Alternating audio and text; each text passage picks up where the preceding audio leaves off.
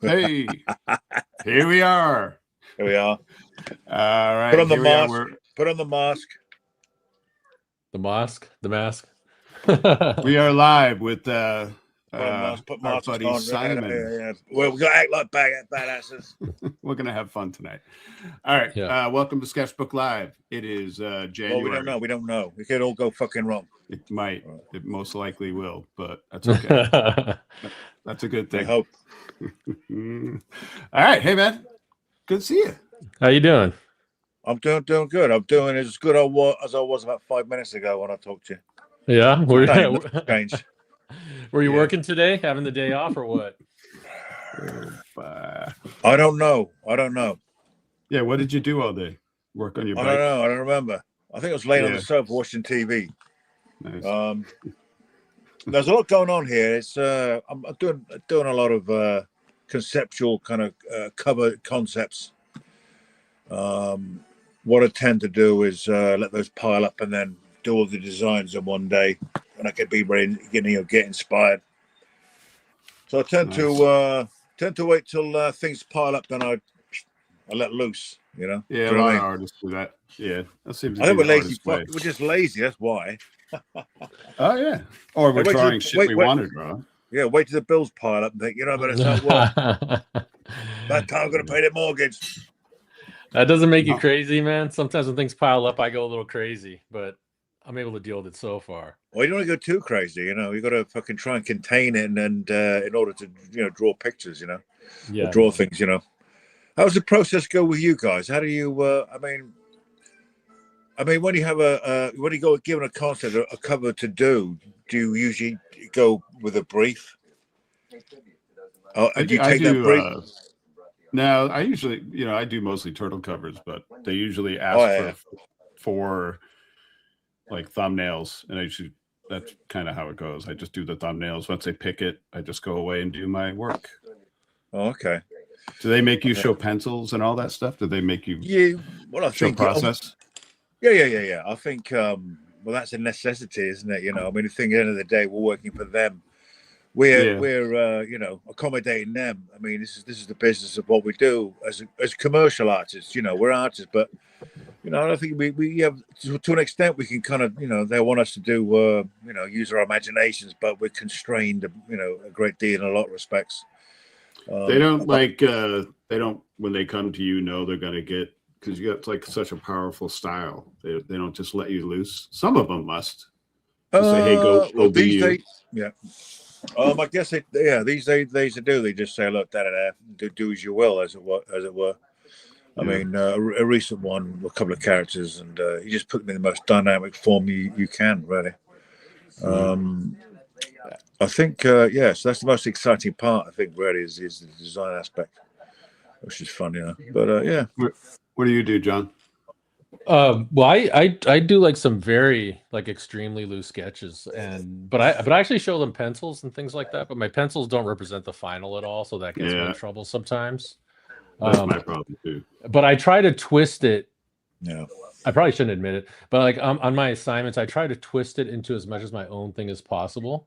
Do you kind of do that, Simon? Like kind of make it your own as much as possible? I'm not really conscious, particularly of the process. I go to this kind of subconscious thing.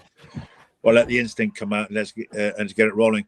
It's just go with it as I will, and usually the ideas spring from that. Once you get rolling with the thing, I think you have a preconception of what you're going to do, but it never works that way. The subconscious part of your brain just goes somewhere else with it, and right in front of my eyes, just stuff's coming out. But it's interesting, Warshack, what you said, because you said very loose. Now the things, guys. Eric will probably know this.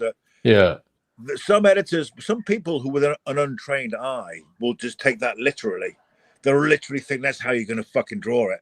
And I go, my God, bears, the arms are way too big, and their legs, what the fuck, And I think, can you do this and can you do that? Well, Can you make him less angular? Yeah, I know who's going to be less angular. It's a fucking sketch, But there you go. I've been pretty lucky. Sometimes you don't want to get argumentative with anybody. No. You do. One thing I always do is I'll do the thumbnails, and it will just kind of have what's going on. They're very, very loose, but when I sit down and put it on the bigger, final, whatever material, paper, board, or whatever, yeah, everything starts changing, and I just let it go. I just let things happen. If it makes it better and stronger, I let it go. And usually nobody's ever complained. So yeah, interesting. Well, they can complain, but a process is a process. Sorry, go on. But I was like going to say, I got to ask about the early Doom Patrol covers though, because those are pretty wild. So were those even fully penciled, or were you like on the final piece kind of putting those together? That was always kind of my assumption on those. Like, because I don't feel like you would have anything finished to show the editor before you went into those. Some of them. Well, I think that with that, I quite literally just did as I wanted to, did as I will. With Doom Patrol, was the whole vibe of the thing was just very surrealist in a sense, very Dali-esque. So I literally would take a part of the script and look at it and just throw shit at the fucking page, the paper, and where it went, and the most obscure and the weird I could do it, the better. So I had a lot of artistic freedom, actually, guys, on that. And it's a very rare occasion where you can literally, we're contradicting what I was saying in the sense that, well, I had a free reign on that. Well, how early? Sorry. How early on were those covers? Like, what had you done when you started working on the Doom Patrol stuff? Well, I'd done Lobo, I'm sure. So I think it was all a bit. It was all an event that happened, kind of compressed, and then boom, it all came out. So what was the big thing? What was it? Judgment? Was it Slain? What was the big thing? I think it was no, it wasn't Judge Dredd, wasn't Slain, because that was British based, European based, and so pretty much a homegrown situation there, and nothing, it hadn't reached. I mean, it's Slain now, even in a sense, it's just not really even really penetrated America really. It's a slow brew, It's something that's kind of timeless in a sense that it's a timeless kind of period. Seems kind of like the artist's art. It's like artists really dig that stuff. Well, yeah, and also it's a Celtic mythology, so it's kind of like forever, and it's like I think people. I mean, I don't know, and it's a bit of kind of mythology and history, but the thing that really got it, I think, was Judgment on Gotham. So that was Batman, and you can't go wrong with that. I feel like that's when you really. That was like you flexing. That was like you were really rocking on that shit. I was in a hurry. I had to get it done. So sometimes flexing the muscles, getting shit done. I mean, people out there realize that it becomes very frenetic, very quick, and very speedy, and you create a technique that becomes very powerful in a sense, because the stroke of the lines is fast, the paint's fast, everything's fast, and you encapsulate, you're capturing that moment of your soul, your spirit that comes comes across to a viewer, whether they know or not. We all have an instinct for something, and they read that energy that came out from it. And the need to pay the bills, Yeah. One of the things I was like, drink beer, put gas in my chopper, and ride around like a fucking freak. That's what I want to do. I want to get my work done so I could ride around in my chopper, man, and just fucking create a little bit of hell, Yeah. And so a lot of one energy, of the man. things, A lot of fucking energy, man. A lot of energy had to go somewhere, Yeah. So I'm gonna say it one more time. One of the things I always loved about it was in Slain and it was also in Judgment is there was occasionally you'd have these fully painted panels and then you'd have like this loosely penciled thing where you laid washes over it. Is that because of the time constraints, or is that more like, is that like a process thing? You know what I'm talking about? There's like, I know, I get you. You'll go from a painted panel to a pencil panel. Yeah, I'll never say the truth, because the company will probably want their money back, or say, "Will you fucking finish this?" I think what it was you forget what you're doing after a while, guys. When you're get involved in this kind of this amount of work, and you get so focused and become blended into the paint, you are one in the whole creation of this thing. You forget time, you forget family, you forget it's a job, you forget everything. Just get yourself submerged into it. And then you just find you have I had the privilege really on this to experiment, because no one had really painted a comic book like this. At least I mean, I'm not saying I was the first, clearly not. But I was learning. I mean, the thing is, you got to remember, I was learning to paint during this time. I was discovering different techniques, and sometimes I'd think this is enough, and enough is enough. I mean, it's pencils and it's here. It shifts you into a different kind of dimension. It's a bit like with the movie Nosferatu, the original Nosferatu, the one that was what's his name with I forget who that was. Original. Well, the original was Bram Stoker's, and this is actually a rip-off of Bram. What's his name? With Orlok. Orlok, get out of Yeah. Yeah, well, they were going to this weird. They'd put the film into negative, and they do stuff, fuck around with the film. So I was just fucking around with you know what? I don't know. It just happened that way and looked okay to me, and I liked it, And it is also a way of doing something a bit quicker, because you cannot get that page done in a way that is effective. Now, the thing is, a lot of techniques that do come about through a necessity to get something done. And then because you're doing working so quickly, things are developing, evolving very fast. If you're going to do everything very slowly and methodically, you'll stay slow and methodical. But when you just throw everything into the wind, chaos occurs. Like a galaxy just turn around till eventually becomes a perfect orb, and it's spherical, and it works. Yeah, it's don't have any issue with it. It's a cook throwing salt and pepper about, right? Bit of flour, bit of this, bit of that. Yeah, and I think he basically to everybody watching, that's the best way I've ever heard the artistic process described. Because that's pretty much what it is, especially when you're trying to just work through things, get things done, and work as fast as possible. It just becomes a whirlwind. So he verbalized it better than I ever could. That's I think it's enjoyment as well. I mean, like everything in our society, like life, everything's so chaotic until it finds a kinds of groove, and then it's formed. Like galaxies spin and rocks spin until they come as a planet. So you're basically shifting. You get in the zone. Well, yeah, you're just shifting. You're shifting. What you're doing, you got a blank surface area. You got colors and pigments and pencils and pens, and you just shift and move it all around till it looks like something that you can get paid for. Yeah, get beer and tell a story. Yeah, there's a lot goes into that. I mean, there's a lot goes into work. But it's fascinating.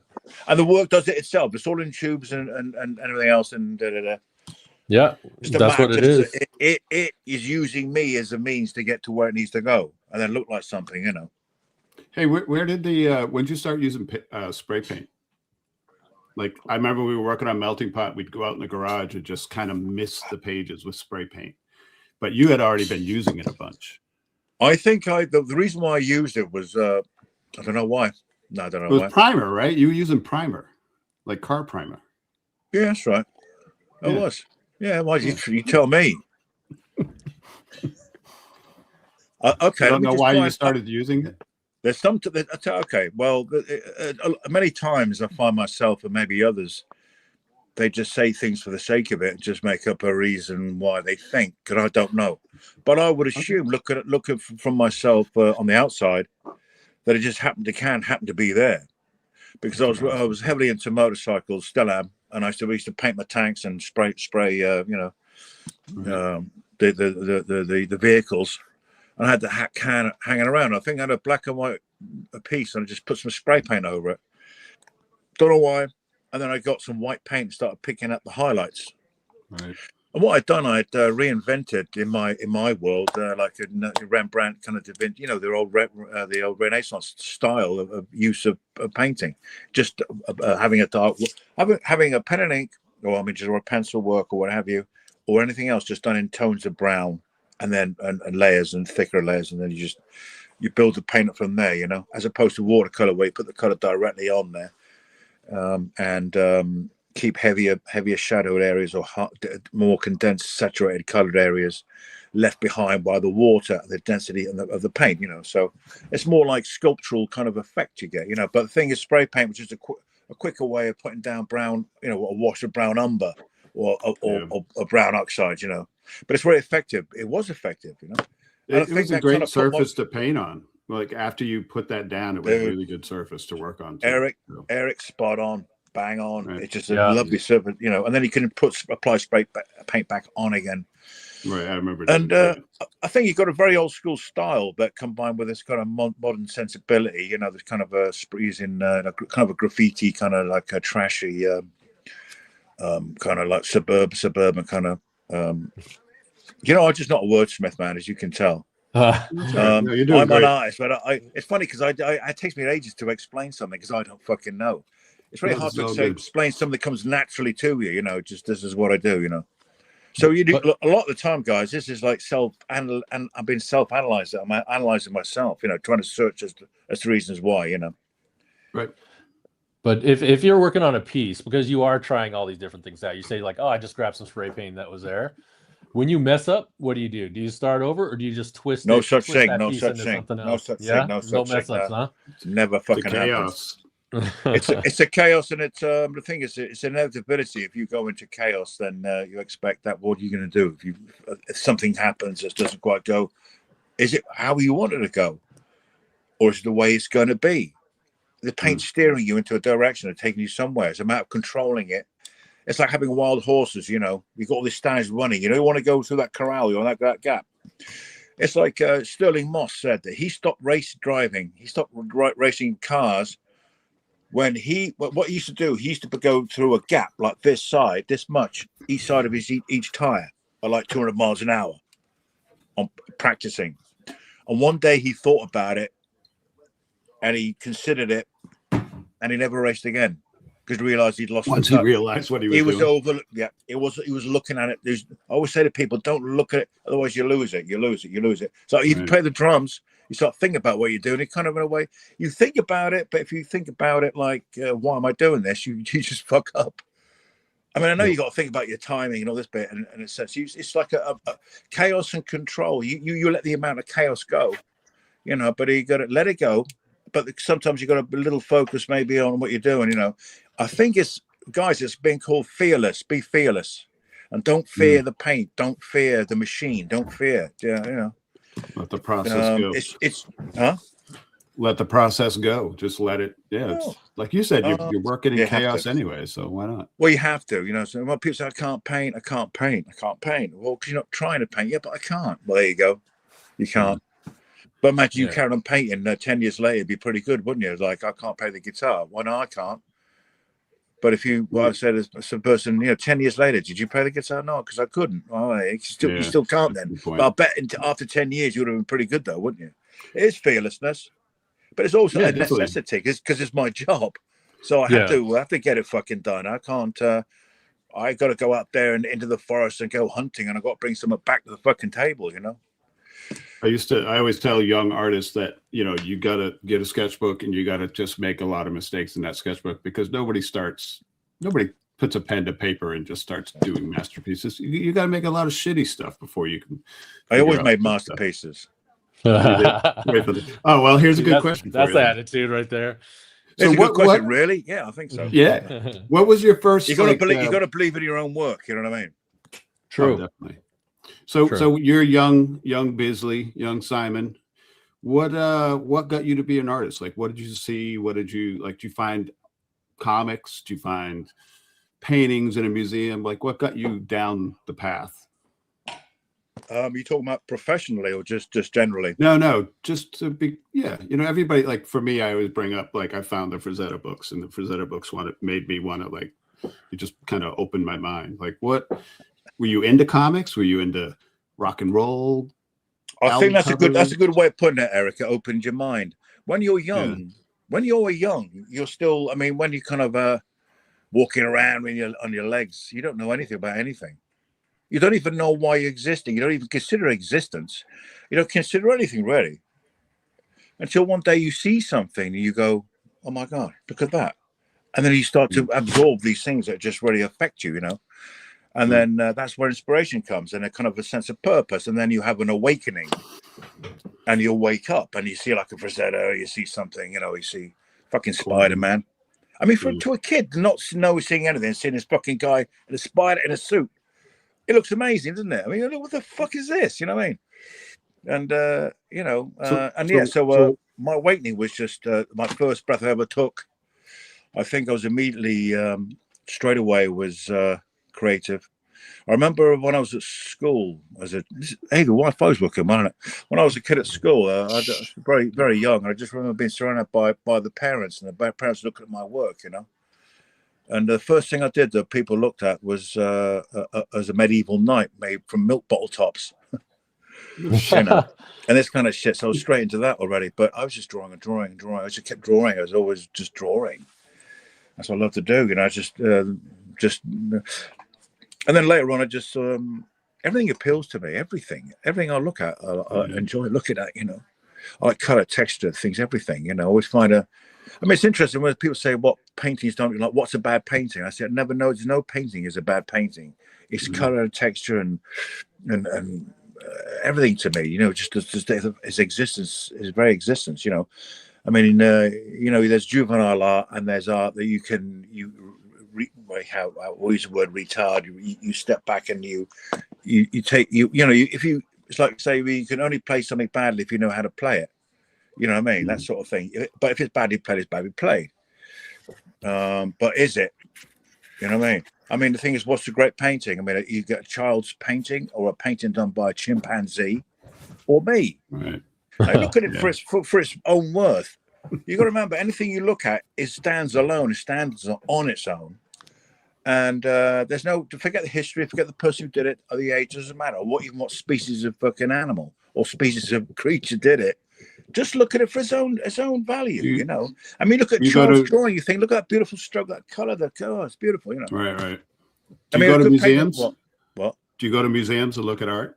Reluctantly. Do you actively? Reluctantly. Oh, I have to. Because a friend wants to look around a fucking museum. Let's go around one museum. You know? Look around a fucking museum. I think there's something depressing about that. I don't know. I feel uncomfortable because I don't like being in a place where you have the mummies and bits of dead people. You know what I mean? Yeah. And it really fucking gets me, actually. I don't want to get all like, kind of down. And I know we should be, enjoying ourselves here. But I see like bodies. I think they have no right to be dug up and put there.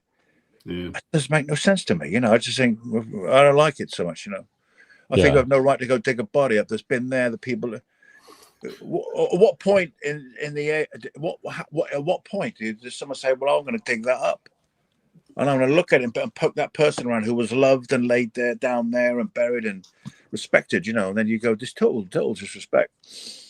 Yeah. Well, what do you consider a great painting? Like, give an example. Get off that subject. A great painting. Any of mine. Oh, a great painting. Oh, a great painting. Oh, in the sense of, well, are we talking about what's a great painting? Yeah. I think something that appeals to me. It's like music. I don't know, something that appeals to me, moves me, you know. Well, that's a great painting. But if you're talking about saying there's different levels of what is great paintings, you know. Just something you consider great, like something you see. Oh, okay. Literally in the like terms of like maybe you were a kid or something. Well, no, maybe you were a kid. It could be anything. Just I think it was okay. I'll stop being ethereal and spiritual and shit. I think it was the painting, the Barbarian. What's in this fucking thing? Hey, imagine what I used to be like when I used to drink alcohol. Fuck yeah. Hey, now. Whoa, I don't have to imagine. Story. Hey, Eric. Well, we know. I remember. Oh, hey, we were very creative back then. Anyway. Yes. We were.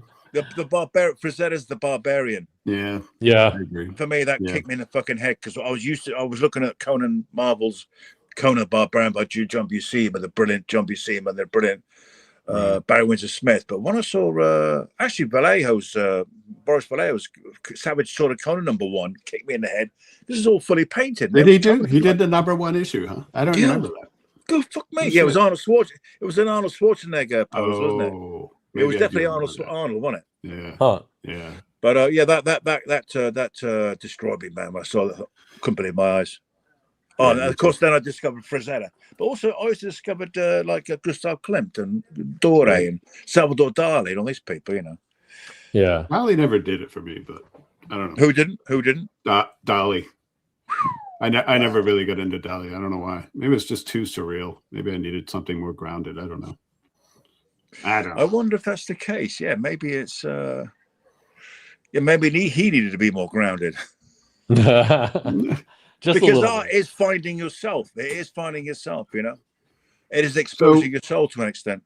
Yeah. So last last night we were chatting, John, you brought up something about, I wanted to kind of touch base on that again because it was good stuff, but we didn't record it. But you were talking about when you first saw Slain, there was something about the way Simon had done Slain that you could deconstruct it and you could. Well, nice. Yeah. Well, the story. Well, what it was is I was in art school and I was a bad student. I never learned how to paint. I took a figure drawing class and I fucked off and I didn't learn how to paint. So I got an illustration and then you're required to paint and I didn't know how to paint. So I went up to my friend. Yeah, I went up to my friend because I didn't want to paint. I went up to my friend and I was like, "Hey, man, I don't know how to paint. I have this assignment to do next week. What do I do?" And he actually gave me a bunch of painted books, which included like Batman, Judge Dredd, and for whatever reason, painting I couldn't figure out until I saw those books in Slain.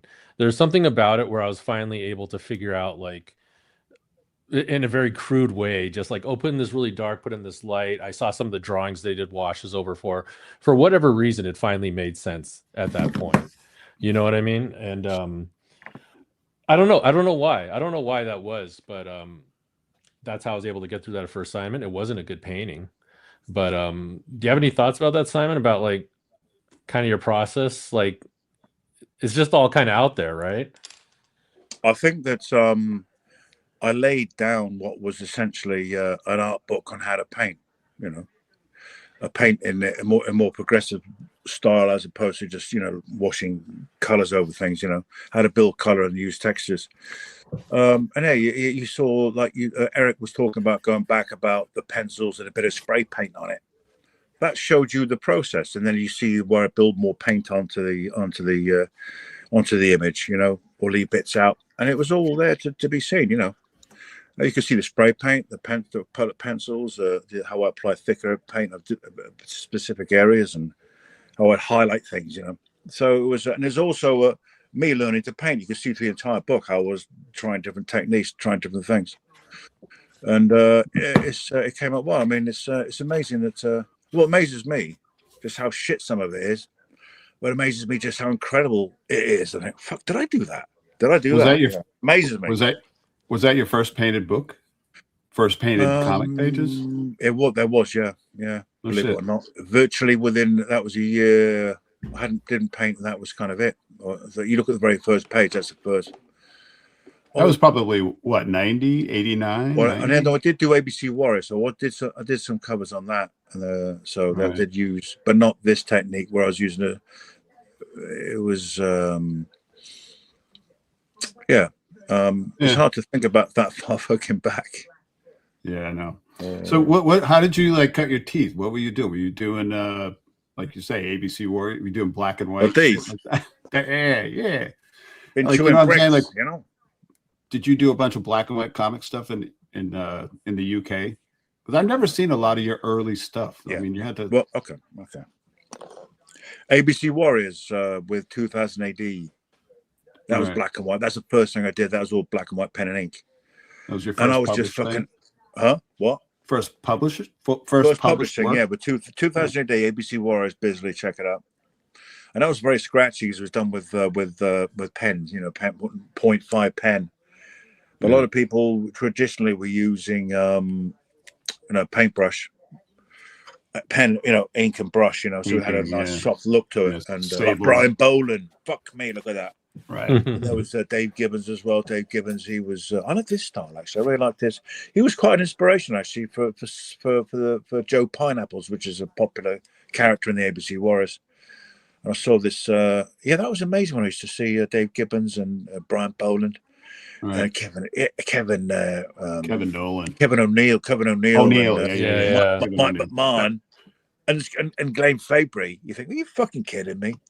Oh, wow, what a great time! What great people as well. As I've had a privilege to be in their kind of their circumference or their the orbit, you know, which is amazing, you know. And they're such fine people, you know.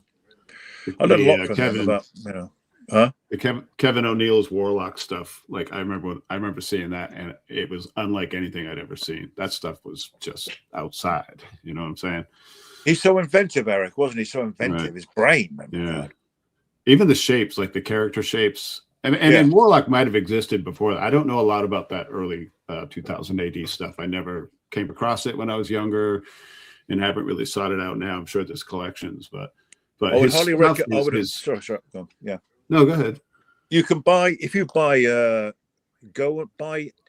Google Titan books. Titan. Titan books. Anyone out there, and look at the all 2000 AD collectibles. Right. Uh, And there's a Deer and Quinch by Alan Moore, which is probably the funniest thing I've ever read in my life. I never laughed so much in my life. I don't think you could read a comic and actually laugh like that. You know, I think, but it was extraordinary. You know, he had some incredible talent back. Well, they're still, you know, they're not all of them are alive now, but they're still around. But Titan books. They got my collection of my early stuff with them, and all the great artists, and they'll blow you away, man. They will blow you away. Oh yeah. Titan books. Or you know, 2000 AD or Rebellion, you know, all that stuff. Yeah. Lonely to the sea. Okay, so I want to talk about Lobo. I want to talk about Momoa's photos came out today. Did you see the photos of? Perfect. Have they had you involved at all? Have you been involved in any of this, or are they just drawing on all the work you did to build that character? Drawing all the work I did. I think it's obvious. It's directly. I mean, it's Busy Lobo because there wasn't any other Lobo but Busy Lobo. You know what I mean? Yeah. And the thing is, when I did Lobo, I mean, kind of, you could see how I mean, basically Alan Grant and Keith Giffen, and the editor said, "Yeah, they want to talk to you." And I said, "Yeah, what do you want?" I said, "Hey, basically just when we do this character called Lobo, and just do what you want." I said, "What do you mean? Just go with it." I said, "I quite literally just did that." You know, so it was, man, it just evolved, and no one was stopping me. No one was, you know, he turned out to how he turned out. You know, I mean, for the chain, the hook, the fucking, you know, everything, the whole bloody deal was basically, it was my alter ego. You know, because at that time, I was writing. Do you think they took cues from the art that you were doing to make? Oh, please, keep going. You fucking thing. Well, the thing is, it's interesting. So anyway, I was riding around on a Harley. I was going crazy. Yeah, it's just this is my creation. I mean, the thing is, Jason Momoa is actually playing me. Yeah. This is what I was like back in the day, and the choppers and the fucking crazy shit. You know, that's what I was up to. You know, I was mad. You know, but the people around me and the people I associate with and hanging around with, I took all those elements of that and put into Lobo. I mean, my very persona was all being put into that book. You know, and the side gags, the jokes, the blood, the guts, I just throw into the story. You know. Yeah, it looked like you were having fun, man. Well, one day DC went, "Whoa, what the fuck are we publishing? What the fuck is this?" when Crystal came out, it's like, "You ruined our franchise." My God, was he? Did they ever push back on you? Huh? Did they push back? Did they ever say, "Hey, calm down"? No, or did they just say, No, not in a way that was just the way it's. Look, it was the first time I think you've seen someone have a full reign on a book, and I just was basically doing an underground comic. They were publishing an underground comic. Really I had no idea. I think, fuck, what are we doing here? Then it was like, he killed Father Christmas, and books are being banned, you know, here and there. And I think it becomes so a part of what I am that they kind of, more or less in a sense, just I was too dangerous for it, you know. Still am. Even though it was a paid job, do you consider it kind of personal? Like very personal, very extremely personal, yeah. And it's like more personal than you can imagine, because all my love, my lives, the violence I was involved in, and the good things, the beautiful things I was involved in, that was me. That was my energy going right into that book, right into it. You know? And so it's like thinking, I don't understand this. It's weird. I'm thinking, man, that's just my whole fucking thing, you know. And even to the point where when Keith was given an assignment, like I think they wanted to make a movie before. And I think Guy Ritchie was going to do it. And they asked Keith Giffen, and Keith said, "Nope, no way, talk to me, talk to Biz," you know. Because Keith never even liked Lobo, and he didn't expect it to be popular like it was. But I think it was a creation. Me and Keith co-created that, Ray, in a sense, and it was recreated, you know, if you know what I mean. It's chalk and cheese, man. So yeah. What was he? What was the character? What?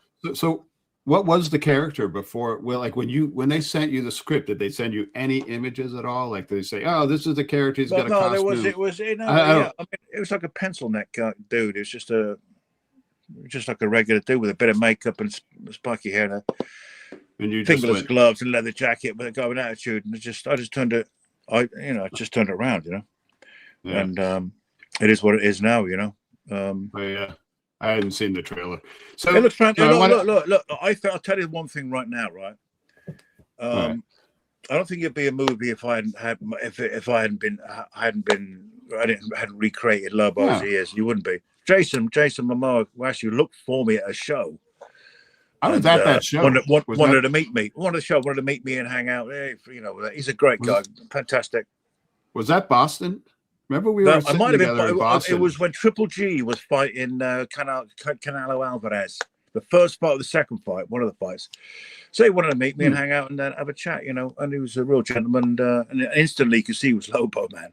But the thing is, right? This might sound a bit odd, but me and Jason Momoa are the ones that have brought Lobo to life, because I happened to be there at the right time to create Lobo as he is.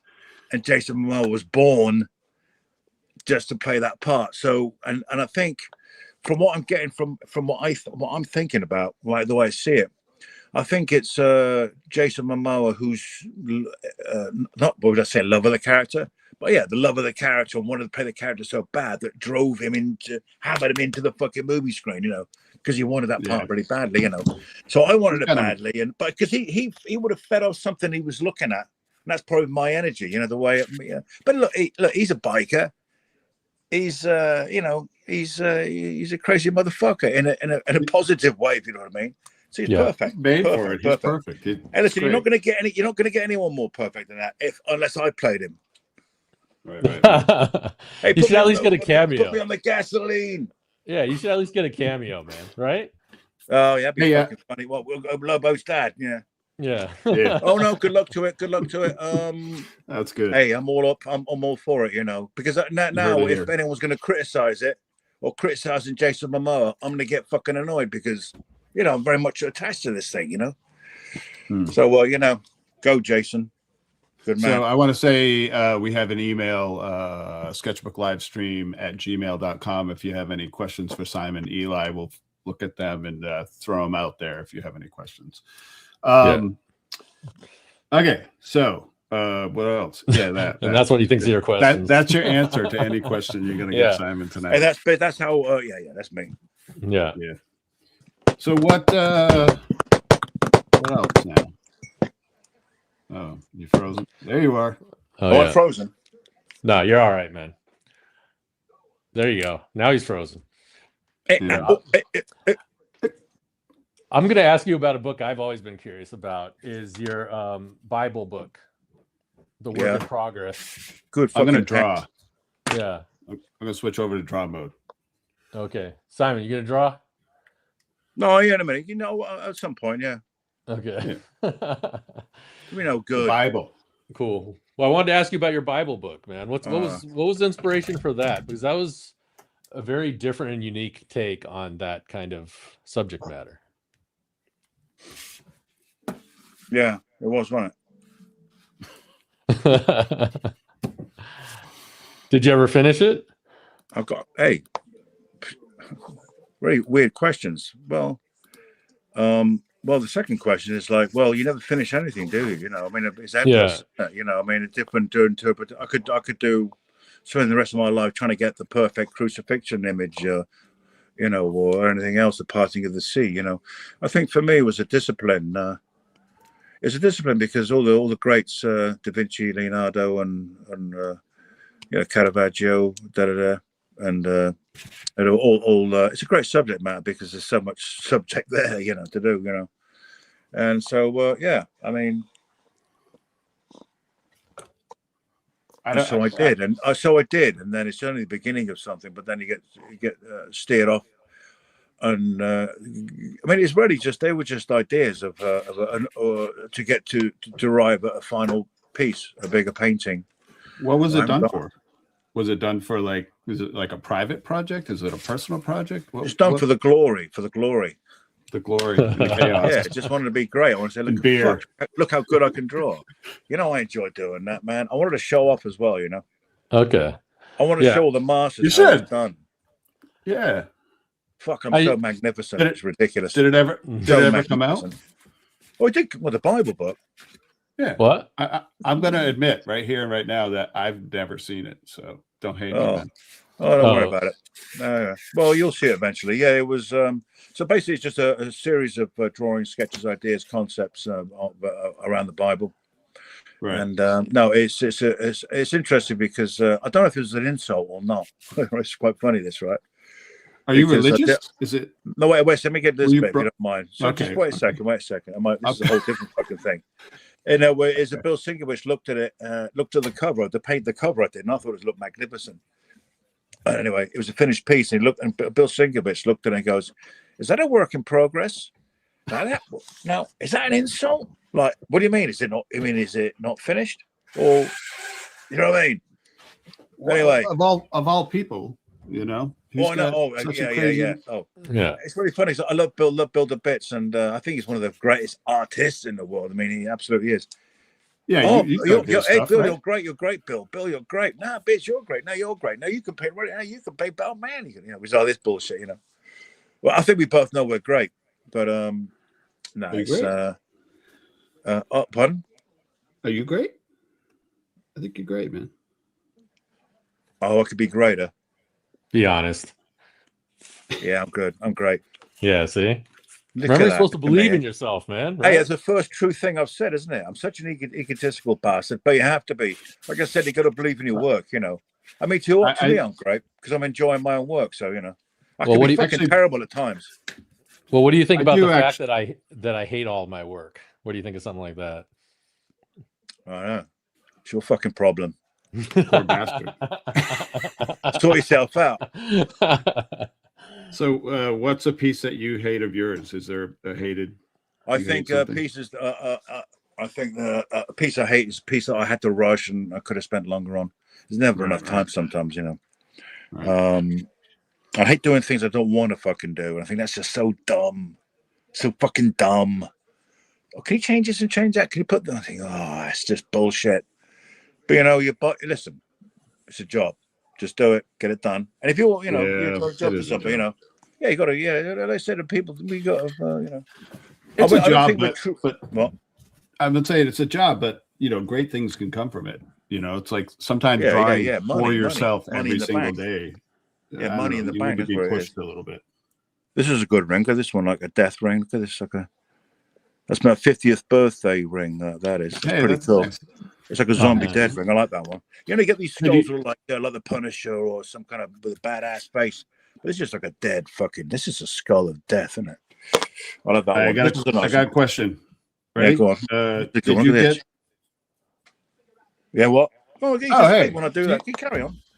Hey, do you remember going to Axel's house when you first came here? We went to New York. Yes, I remember that very. I remember very distinctly. Yeah. Is that a piece you got there? No. Oh, cool. Oh, that's an Axel piece here, Eric. Here, look. This is an Axel piece this by. That's what I was thinking. Yeah. Oh, yeah, that's we went and visited him. Do you know who he is, John? New York. Tell the story. Yeah. All right. Tell the folks the story, man. Let me hear the story. I don't really know what the story. I mean, we just went over to his house, and Axel had. I just remember he had like a cockatoo, and we were pretty hungover. He had that bird, that big white bird. Yeah. And the bird kept trying to bite me. I remember that. Hey, do you remember he had a plaster cast of someone's ass, and you could see the asshole, and it looked really realistic. And I looked and I said, "What is that? Who's that?" He said, "That's my wife's asshole." Whoa. Yeah, he was doing blood paintings at the time too. He had all those. He was really anemic as well, wasn't he?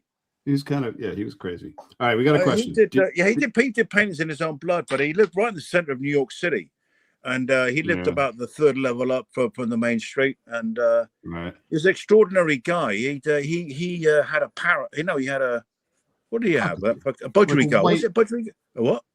I don't know. It was like I thought it was like a big white cockatoo. I don't know. I know it was a budgerigar, white budgerigar. Was that what it was? He taught it to build houses out of matchsticks.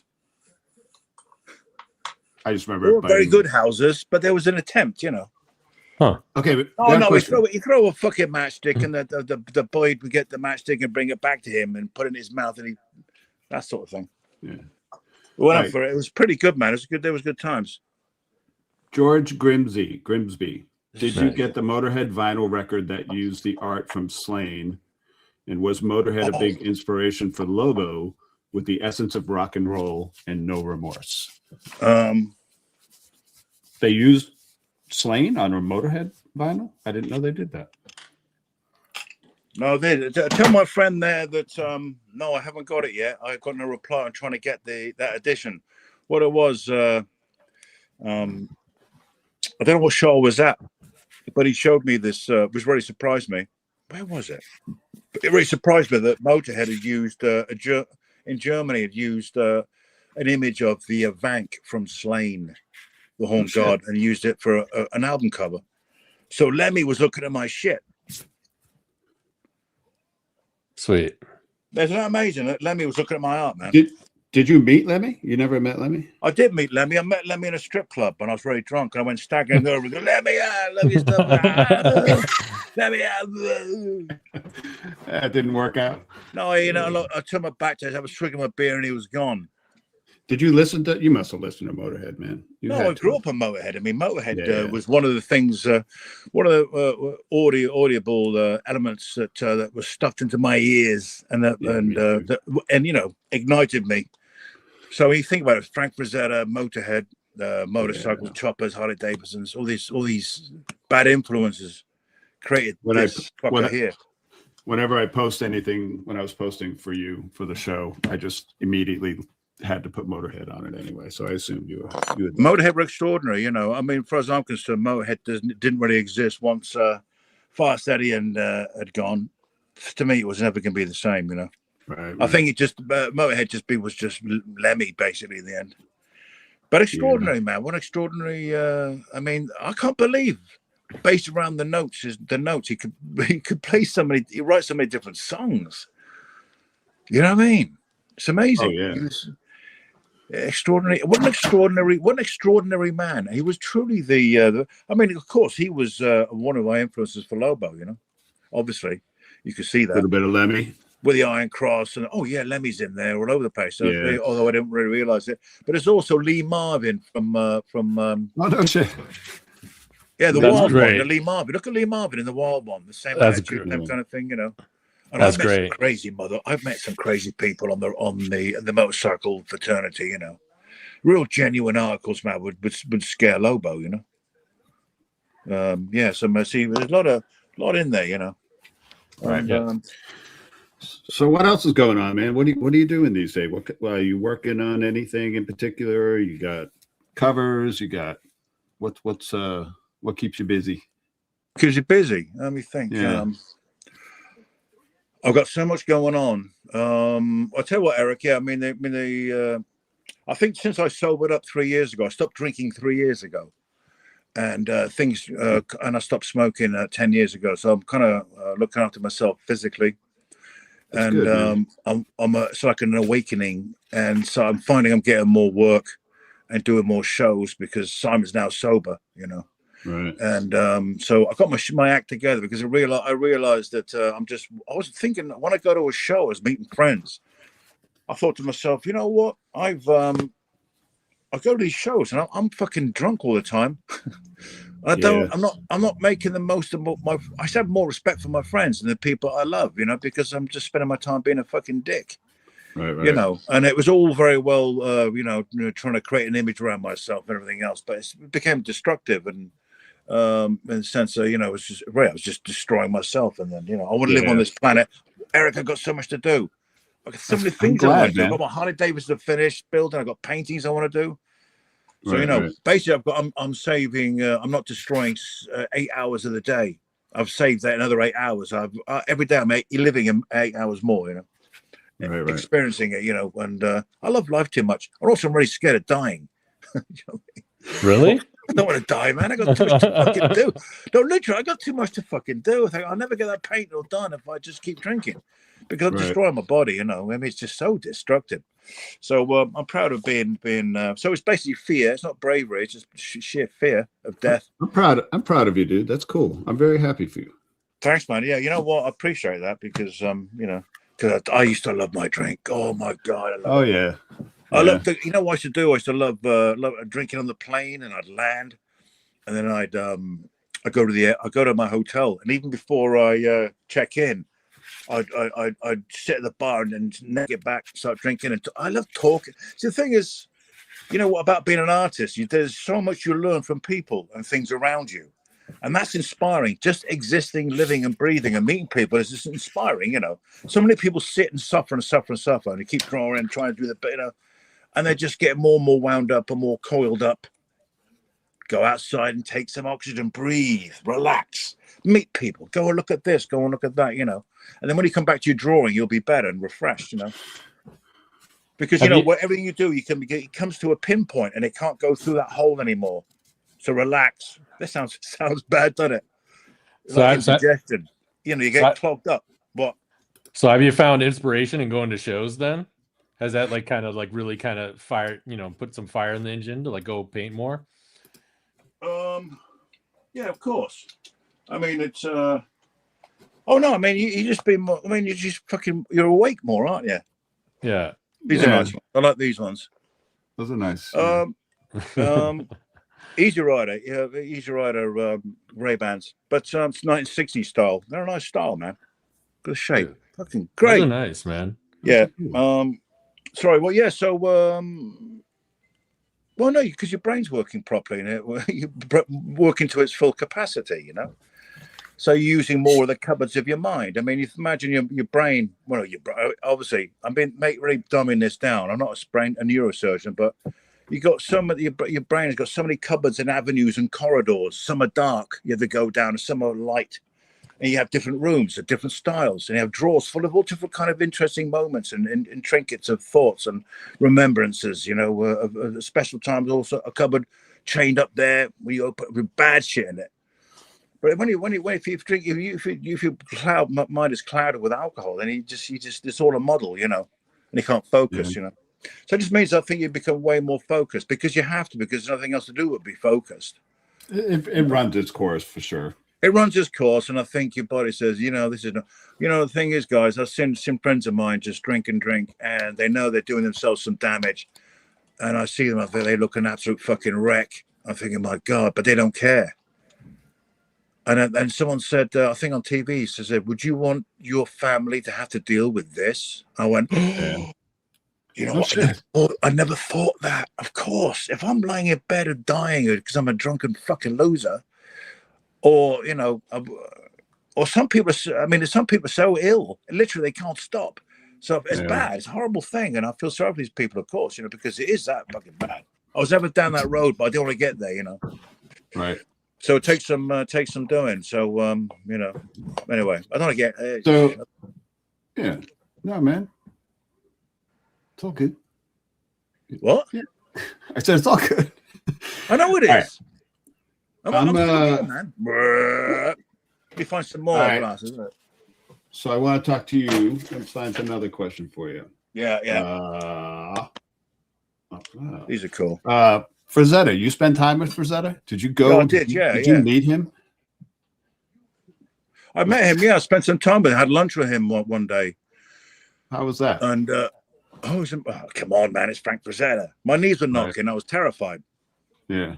I try and bring this tough guy image over, but it's like, oh my God, just my knees are knocking, and I'm so excited. My God, I calmed down eventually. He's just so excited, like a dog when you get these dogs all shaking with excitement and energy, Yeah. Because your it's hero. you're meeting your not knowing I was. Yeah. So excited, but I'm still shaking now, man. It's like amazing. Yeah. Kind of that's the ignition of your life. It's like meeting your God. You're meeting someone like someone so important. He was a very grounded guy, and I think he very much exuded a power that radiated from him. He literally was. You could see that because I know his work, so I could see where the strength was coming from. Not strength in like a physical strength, but it's an aura, power. but it really did translate. I think it just other people were affected by that, you know, really quiet confidence, you know. But you know what? He taught me how to really, you know, appreciate yourself. I mean, really. I mean, I used to think, God, really does think a lot of himself, talking about how good, yeah, I'm great, and this, that, and the other, because he is. It taught me to be able to say, well, you know what? I'm magnificent. You know what? Fuck yeah, I am, yeah. Because I think you can say that, you know. No, And I think his ability is so extraordinary. It's hard to quantify, even put words to it. You know, it's did he look at your work? Pardon? Were you showing him? Did he look at your work when you met him? Did you guys looking at each he other's gave work? me a lot. He didn't. He looked at it, but I think his appreciation, or not appreciation, but he liked hanging out with me. He enjoyed. I think he was drawn to it, and he was drawn to. He liked my humor. He thought it was funny as shit, you know. And but we used to talk on the phone, and he used to draw over my work and explain, mate, what 20, you know, 30-inch arms, man. What? Come on, Biz. He said, you know, make a mate in you. You know, he told me to calm down, this, that, and the other, you know. And he said a lot of things in a lot of ways that weren't direct. Like, for example, we're having some food, and this, and these are cheap, but they're kind of nice. I got them in Mexico, but I really like them. I like them. And he said, hey, Simon, look at this. Look at the textures. I said, what? Look at the green and the blues and the different textures of the food, you know, this sort of thing like that. So he was speaking to me in terms of paint. I didn't realize it. I thought, oh, yeah, of course he was. You know, he'd say things like that, you know, and Ellie, his wife, told me that he doesn't talk to people like this. They said that he's very rare that he, you know, gives away his secrets in a sense, you know. But yeah, he was going to come to England actually and hang out with me in my studio. But unfortunately, you know, he didn't, you know, didn't go, you know. So there you go. I mean, and I could have got him down here sooner, but I didn't. And I wish I'd had him down here, you know. And I think he really wanted to come to Europe and because it's important to him to be how he was seen in the bigger world of art. I think was important to him, you know. Yeah. But the thing is, you know, art critiques and art buyers, etc. In a sense, we just see it as like fantasy art, and they don't see that as something that's of a real value. But of course, it's not. Of course, it's of value. But the thing is, you got to remember, a lot of you comic book artists out there, a lot of you out there are the Michelangelos and the Da Vincis. Figuratively, the way you draw and everything else is like we are the true artists in a sense. You know, I mean, a true artist really is someone who is not bound to anything commercial, not bound to any kind of rules, but are given by others. You know, if you're sitting and you're up in an attic, even probably not doing very well financially, but you're painting what you want to paint and living that life. That's a true artist. I think we're commercial. I'm commercialized. I never call myself an artist. I know because I could be, and I can now. I've stopped, quit the booze next year. I'm gonna start doing my own work that I've always wanted to do for 45 years. You know. Right. So yeah, I look forward to doing that. But yeah, it was extraordinary, and he knew it was extraordinary, and it's a privilege to be in his orbit again. You know. I mean, wow. Oh, what's extraordinary? Sorry, Eric, one more thing. I know I'm rambling on, but if you look at Frank Frazzetta's work, as you guys will agree with this, we can look at Frank Frazzetta's work forever, but there's always something we've never noticed before in the painting. You know, there's always something interesting going on. Right. You know, the Conan painting with the two barbarians, and he's, you know, Conan's just swung the sword across the bar. There's like 2 or 3 little blood droplets in the snow that I didn't pick up on until later on in life. I was looking at the painting. And you still look at it now and think, wow. So here's a question. I got a question for you. What's your favorite medium? What do you like? Like you're going to pick up, you're painting for yourself. What are you going to pick up? Oil? Do you ever use oil? Do you use acrylic? You know, I tried oil for. Sorry, Eric. What? No, go ahead. Yeah, I've tried oil. It's just too messy. Right. And, I personally don't. The thing is, I like to when I paint, I like to layer on top. You know, build up like more sculpturally. I think you can with oil, but I just found it. I didn't have time to play around with it because I had to get shit done. So acrylics always seem to me to be the best medium. I just prefer the sheen and the polish you can achieve at the end, a kind of a glow, which anyone can. It's a means to an end. I mean, whatever you use, end of the day, it doesn't matter how you get to it. You get to it. Even like with AI or something. You get to it. Hey, by the way, I've noticed something that a lot of my I've seen some paintings of mine recently where someone's got hold of them and just AI'd them, and AI's just made everything polished, like it's all done like a balloon. It looks all airbrushed. They took away the textures. Is that something that it just automatically does sometimes? You mean in terms of making it like balloony and kind of smooth like what that? makes it balloony? For example, all the textures are smooth and perfect, and the tree's perfect, but instead of looking like a tree with textures in it, it's kind of like almost like it's been airbrushed and ballooned and smooth, all the same textures. I think a lot of the work's like that, especially in AI. I think it's just averaging. I'm sorry. I mean, jump in there. What I mean is my work has been converted into this smooth kind of like featureless kind of look. Yeah. I don't see the point.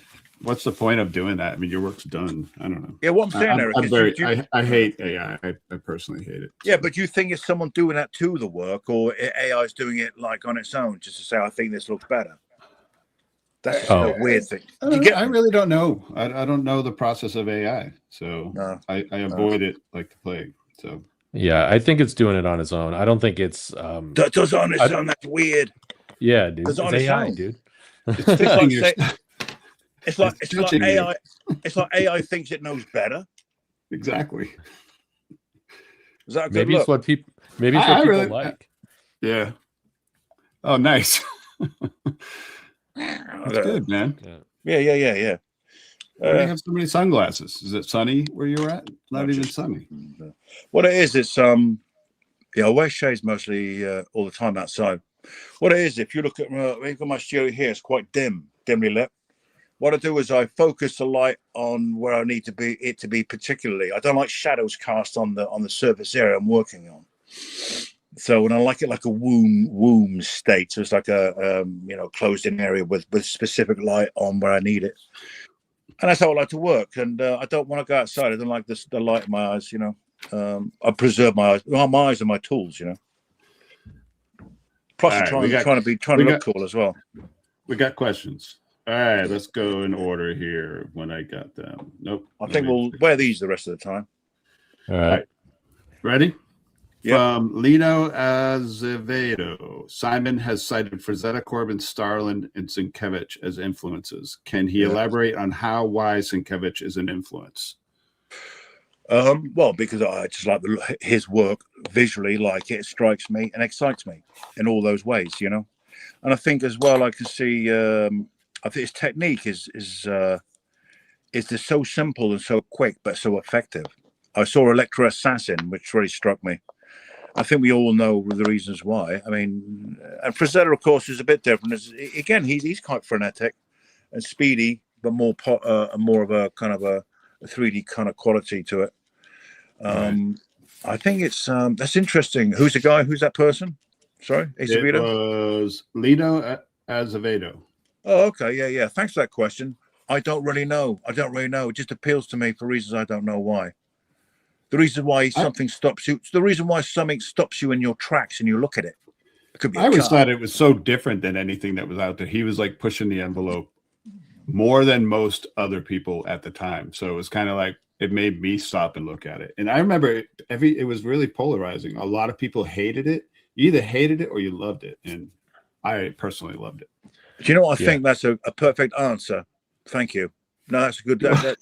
No. I wish I had said that. Yeah, that actually, you've actually made me realize what I liked about it, and that was exactly it, Eric. Well put, man.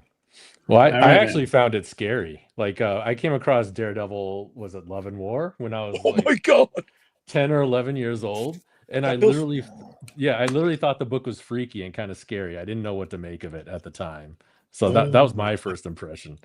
That's extraordinary. Yeah, Bill Sienkiewicz's Daredevil with the Kingpin, that painting. My God. Yeah. Well, absolutely. That was kind of freaky. That was kind of an odd one.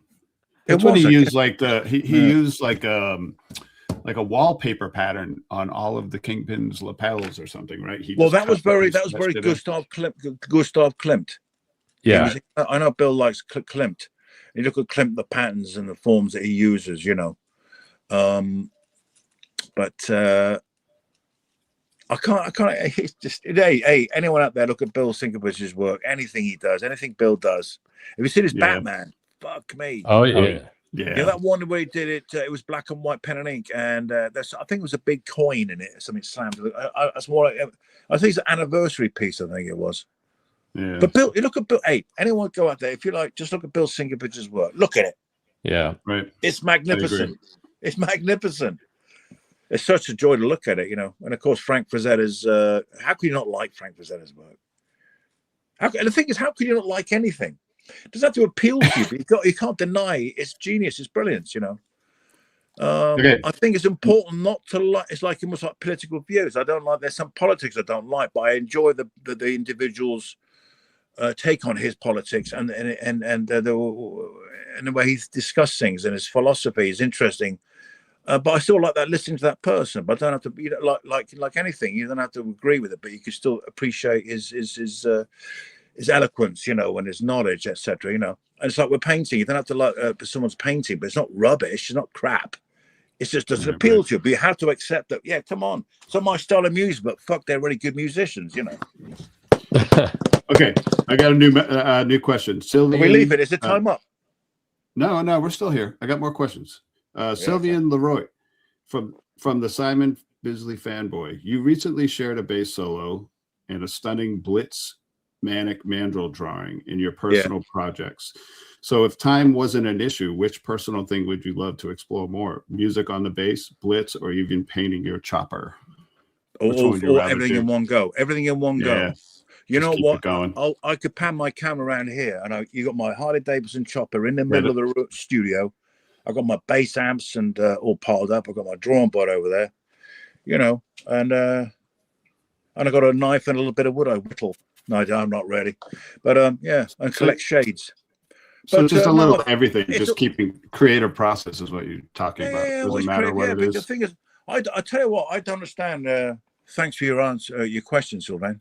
But it's I don't understand when people say, "How can you like play bass or you know build machines and draw and all do that?" Because you do, you just do. You can just walk away from something. And literally, I'll walk away from my drawing board and play some bass, and then go back and play around with the chopper, and then go for fucking walk, get a copy. You know, you can't be bogged down in something. You know, I think there's so much else I want to do. You know, I mean, I enjoy all of it. You know. But there's never enough time. Well, here's a good segue question for that. Apologies, not art related. This is my buddy Ben Licata. He says, "What are you riding for a bike these days? Do you have any current chopper projects?" And cheers. Don't touch the camera. Hey, be careful. Sorry, I've lost my real. I just lost my real glasses, man. I can't see nothing. Here we are. We've been way too solid with the stream, so don't mess with the camera. No, I can't mess with it. So what are you building? Wait a second. Wait a second. There we go. See it there, look. I love that it's right in the room right next to you too. Yeah. It's right there. There's my amps and stuff. This is a mess in here. Look at this. Oh, sweet. Hey, bass guitars and shit. Is that the room we used to hang out in? Is that the studio room? This is Nosferatu. This is my garage. It's been converted. All right. So what is that bike? It's a Harley Davidson 1970. Was a 1974 Harley Davidson hardtail frame with a 1974 shovelhead engine that's been rebuilt. It's really funny because I've been looking for an engine for a long time for this chopper because the other engine was disappeared. I think I sold it or traded it for something. I had to pay some rent. And so I didn't have an engine. And then one day, after 20 years, there's this guy walking his dog on the front of just the front of my house on the green, on the grass there. And I just kind of ambling toward him, and I just sort of stand there and go, "All right, man, how's it going?" Yeah. Hey, I got a Harley Davidson engine. I said, "What?" "I got a shovelhead engine." I go, "What? You got a shovelhead engine?" this strange dude. And we go, this happens to have an engine for me, you know. And then and he goes, and he says, do you know who I am? And he said who he was, and this has been, you know, 25 years later, or whatever. Yeah, and so when I got the engine in there, it's been rebuilt, nice, and getting help from Jesse James from West Coast Choppers. He's helped me out a lot. Yeah, so you know, I mean, you can actually on Fanboys, you can see the progress on the chopper there on Fanboys. You can see the progress on my chopper there. I hope to finish it before I die, you know. Actually, I hope to build until, I mean, I don't know. It's a kickstart, so you got to kick it over, you know. I don't have electric start, because an electric start on a shovel head is no good, because with the kind of carb setup I've got, carburetor setup, they can be really kind of finicky and difficult to start sometimes. So your battery's going to die. So it's better. So you got to get going on that. I think when you want to start a shovel head, you want to do by feel. You want to feel it, breathe. You want to feel it, take in a gulp of air and smell the fuel. It's a very organic thing, you know. And then you get much more, rather than just pressing a button. Yeah, just fucking feel it. You know, you got to kick the bastard into life. But you got to do that now. It's a ceremony. It's a ceremony, you know. Right. It's a lot of work too. All right, next one. It's no, it's not. No, I mean kicking over a bike. No, it's not. It's not hard at all. But I mean, it will be if I don't fucking hurry up, because my legs will be too old. That's what I'm saying. Yeah. All right. Have to ring next you up question. Go on. Michael Andrews says, "Hi guys, big fan of all your works. Simon, have you ever considered starting a YouTube or going on David Finch's YouTube stream to show off your magic? Wayshack and Greg Staples was on it and showed off their magic. Much love watching the stream. Working on a gouache painting of Death Dealer." So you ever thought about doing your own YouTube channel or YouTube? Oh no, I can't be bothered with it. No. Yeah. I think for me, it's too. I think that's like, I don't see the point of that, because I'm going to do something creative or do something. I'd rather just do it, but I don't want to have a whole show of people around looking at it and It's like having a shower and some people watching you, you know, something. I don't know. It's kind of weird. That's kind of, for me, that's a weird thing to do. I think my energy wants to go into actually creating and doing painting, and for me, it's a very insular, very personal kind of process, you know. I don't want to be part of a whole group hanging around. Hey, look at these painted these fucking lines there. I don't want to fucking do that. I don't like clubs and little kind of arty-farty clubs. I think what they're doing is brilliant, and that's what they love to do. But for me, it's like a waste of my energy's going. I want my energy on what I'm doing, not on energy on saying, look, you know what? I don't know. You never know what may happen, but I think I will at some point absolutely have you know, just John, join our live stream show. You can come in every week and put glasses on and wreak havoc. Yeah, but what I'd like to do is, can I finish this bit off? Can I? Just what I was going to say. Go ahead. Sorry, guys. You know, I'm talking way too much. I'll shut up in a minute. No. Carry on.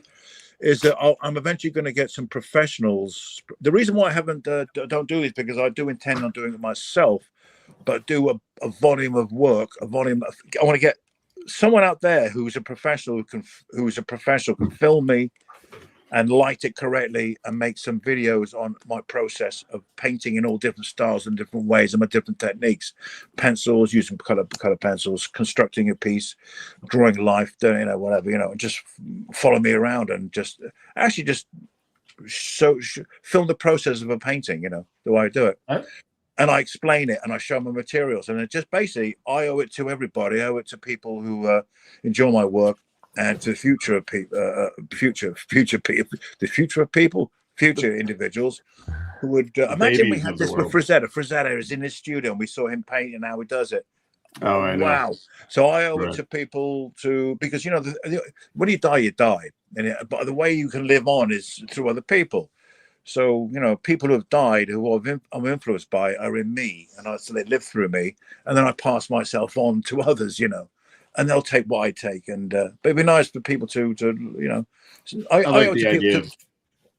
I like the idea of you passing on your techniques to other people to see what they I think it's. I owe it to people. I owe it to the human race. I think we all owe something, because that's all I can give back to society in a way. Give something to to everybody, you know, like it's like a goodbye and a thank you. You know, I enjoyed my life, and I think it's also selfish in the sense that I love the idea of I live on, you know, and this videos or whatever I do with my paintings and how I work will live on and forever, you know, and that's how you live on, you know.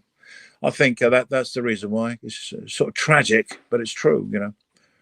Okay. Yeah. We're going to go to another question. Eric Grove Art. Hi, Simon and Jonathan and Eric. Simon, huge fan. What mediums do you use in acrylic painting when painting your comics? What mediums? I love how you paint over inked work. The contrast is incredible, but I'm really curious about mediums. Satin, gloss, matte, etc. Oh, thanks, wow. Simon. Looking forward to seeing what you create this year. So do you just go straight acrylic, or do you add matte medium in? What do you do? Thank you for the good luck for this year. I appreciate that, and taking the time to ask me a question. So Matt, I don't even know what that means. Matte mediums and medium, just whatever I get buying a tube that does what it wants to do. You know. So whatever. Yeah. It is whatever. I mean, no disrespect to the question, but I don't know what that means. So like, do you ever put like a acrylic, like a retarder that will slow the I ain't got time. You've never messed with that shit. I've not got time to fuck around with that shit. It's like with all you have like a. Do you have a choice of paint? You just grab whatever you can grab. I just said that. That's what I said. I haven't got time. It's in a tube. It's made. It's designed. It makes a color. It's fine. I think anything experimental will come out because it just happens to be haphazard and things occur. But I'm not conscious.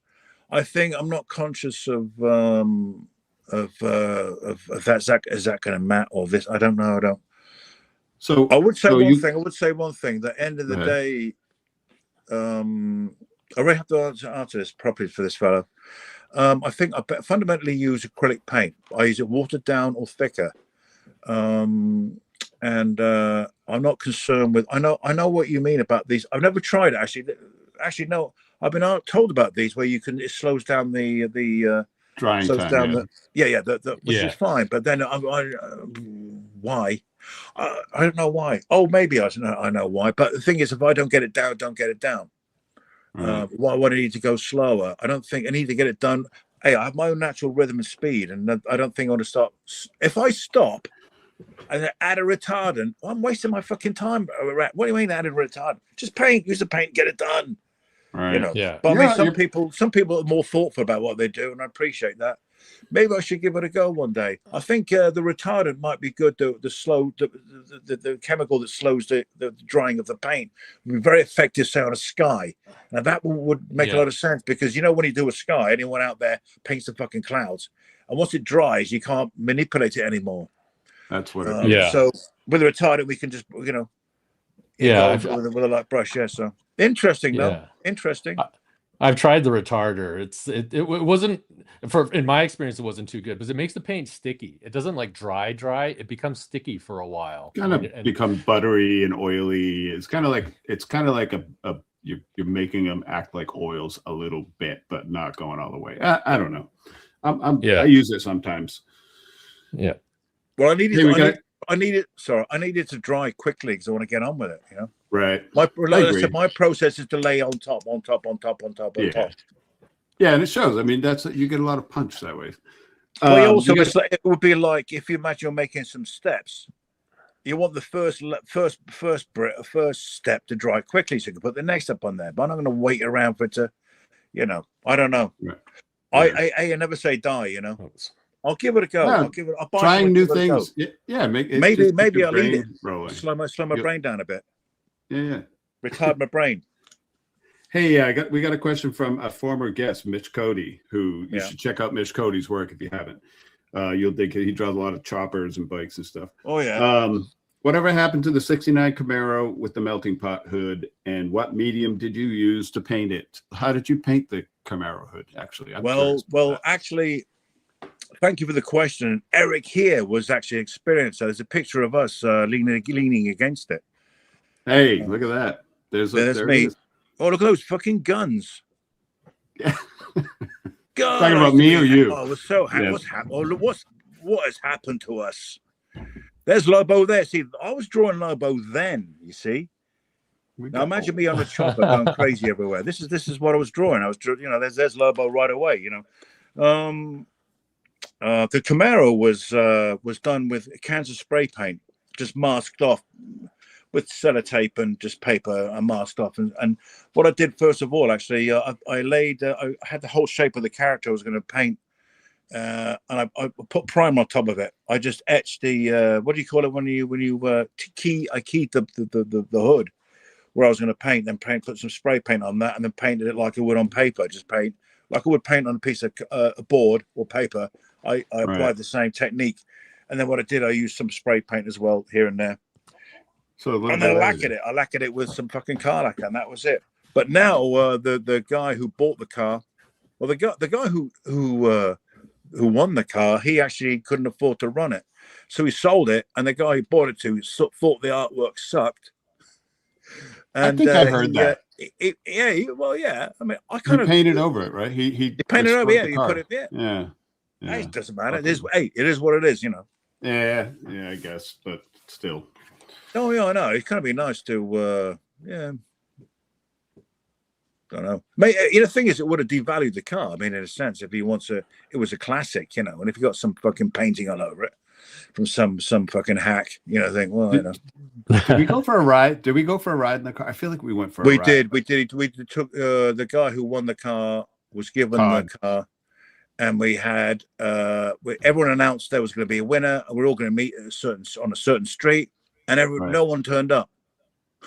Just the guy who won the car and his girlfriend, and just us looking like goons, And there's like no one gave a shit. Yeah. And it was funny, but then he took us out in the car, and it was it's beautiful. I mean, V8, kind of you can't beat American Iron, Okay, so it doesn't exist anymore, except in pictures. What do we got here? Well, I got a comment here. We actually have Scotty Young watching, who's the author of the new Lobo series. And all he wanted to say is he just wanted to tell you, Simon, that he loves your work, and every bit of his run is a tribute to you. So he just wanted me to let you know that. That means a lot, man. Little tears in my eyes. Seriously, that's beautiful. Thank you very much, man. I appreciate that a lot. I'll see you on the road. Tell him I'll see him around. I expect we'll bump into each other at a show. MegaCon, DragonCon, Terrificon. Yeah. C2E2.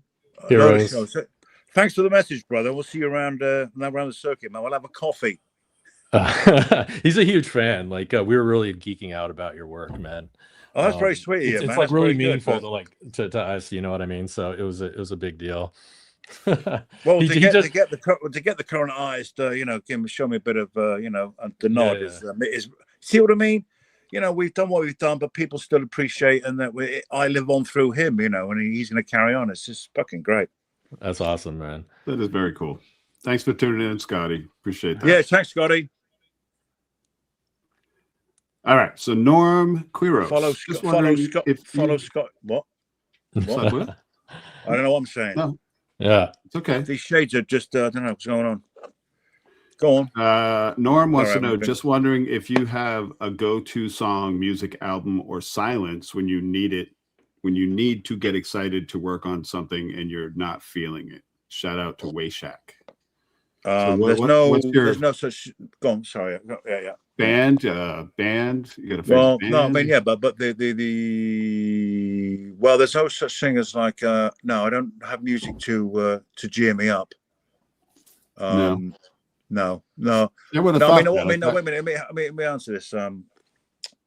I listen to music. Well, I enjoy listening to music when I'm working, but it's not cheering me up, but it keeps me kind of interested in. I think it's like I don't know. I can't hard to answer that. And I used to listen to a lot of music, a great deal. I used to in the old days when I was doing a lot of my early work. I was listening to like Dio, Motorhead, I grew up with Metallica. I mean, it's interesting that Typo Negative, because me and Peter Steele were the same age, and it's weird that our careers were alongside each other. And my career was going alongside Metallica's as well. And they were a huge influence in the sense that the Master of Puppets. I think. The thing is, like, this is important. What I'm going to say here is that people say, "Oh yeah, Metallica, obviously, they're just a huge band, and everybody loves them, everybody knows them. There's nothing cool about that." But hold on a minute, right? People become famous and they think, well, they're not so famous, they're not so great anymore because they're really famous and better. But that doesn't matter. Forget all that. Forget what you've heard, what you listened to about any band or any individual, or even me. The work is timeless. Master of Puppets, in its own right, forever, as a unit of music, forgetting everything else around it, is one of the greatest albums ever written in the universe. Regardless of rock, metal, just as a masterful piece of, it's one of the most best. It's a concept album, isn't it? Really, but the arrangement is extraordinary. It's extraordinary to listen to that, and yeah. So but that's what I grew up with, and I grew up with Holy Diver, Dio, Deep Purple, all that stuff. Remember, I'm an old motherfucker, so I listen to the old shit, and of course, all Motorhead, every single Motorhead album ever, And I got into Stone Temple Pilots, actually. I ran into Stone Temple Pilots. Yeah. Oh, wow. Yeah. I used to really fucking like them. But there you go. Blah, blah. But I don't listen to music so much. I'll tell you one thing I do. I listen to black metal or extreme metal. And that I listen to that to make me go to sleep. Chaotic music or chaotic jazz, something crazy, off the fucking cuff stuff. But extreme black metal and thrashy stuff, and but see, what I do, I separate it all. I listen to the hi hat. I listen to the chords, the strings, the guitar. I'm hearing little bits and pieces of what's going on, the vignettes of things. You think it's chaos, but there's all that going on, and it's fascinating to me. Yeah, and I can separate that, and it might seem like a noise to people, but to me, it sends me. I mean, what keeps me awake is boring shit. You know what I really like though? I really like the theme music to like Blade Runner. I love that. Dude, that's a great soundtracks. Yeah. I love that film. Yeah. I love that film. I love that era. I love that era. I love that kind of whole vibe, the whole feel, And in particular, I tell you what I do really like is The Keep, the movie The Keep, Michael Mann's The Keep. No, I don't know that one. It's a great soundtrack to that. Well, I tell you the best albums I've ever listened to is Master of Puppets. If anyone has never heard of Metallica or heard the album Master of Puppets is a great album to work with because it's a concept album. All the tracks roll into each other, and it's an experience. It really is an experience. And also one of the greatest albums to listen to is Pink Floyd Dark Side of the Moon. Yeah. Extraordinary. Because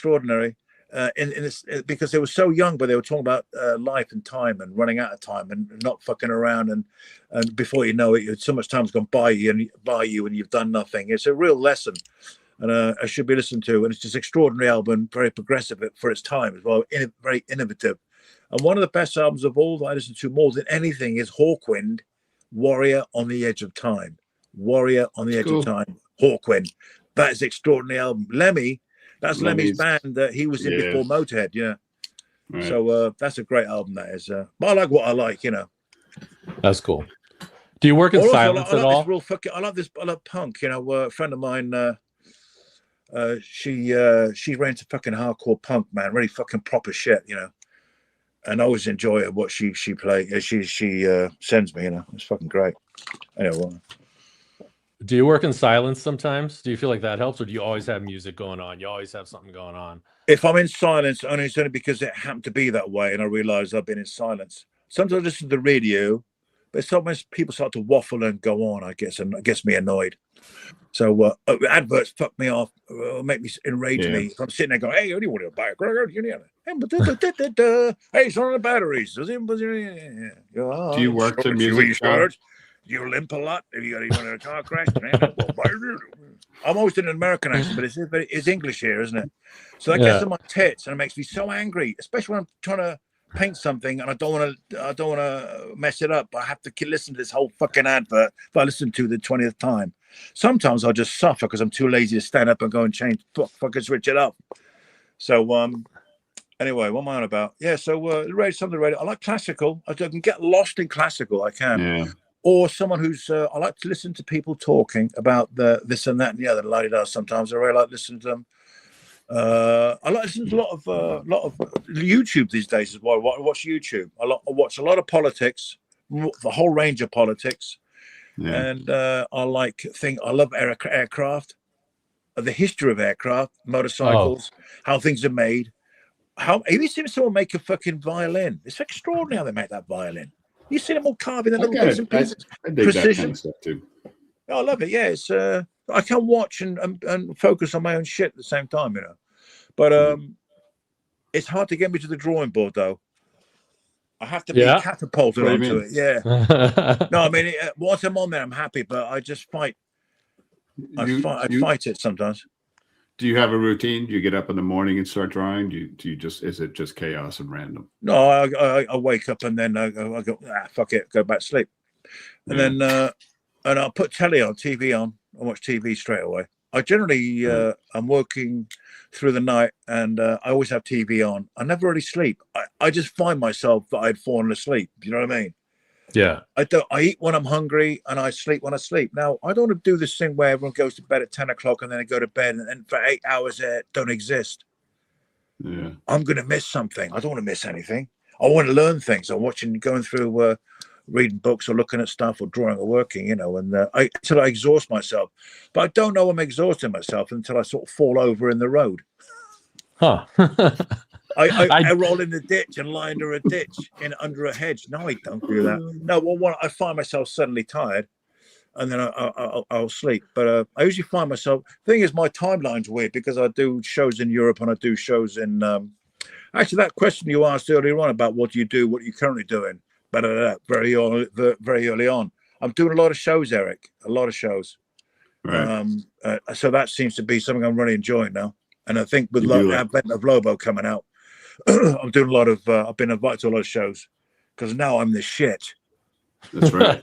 No, I am the shit now. For a year.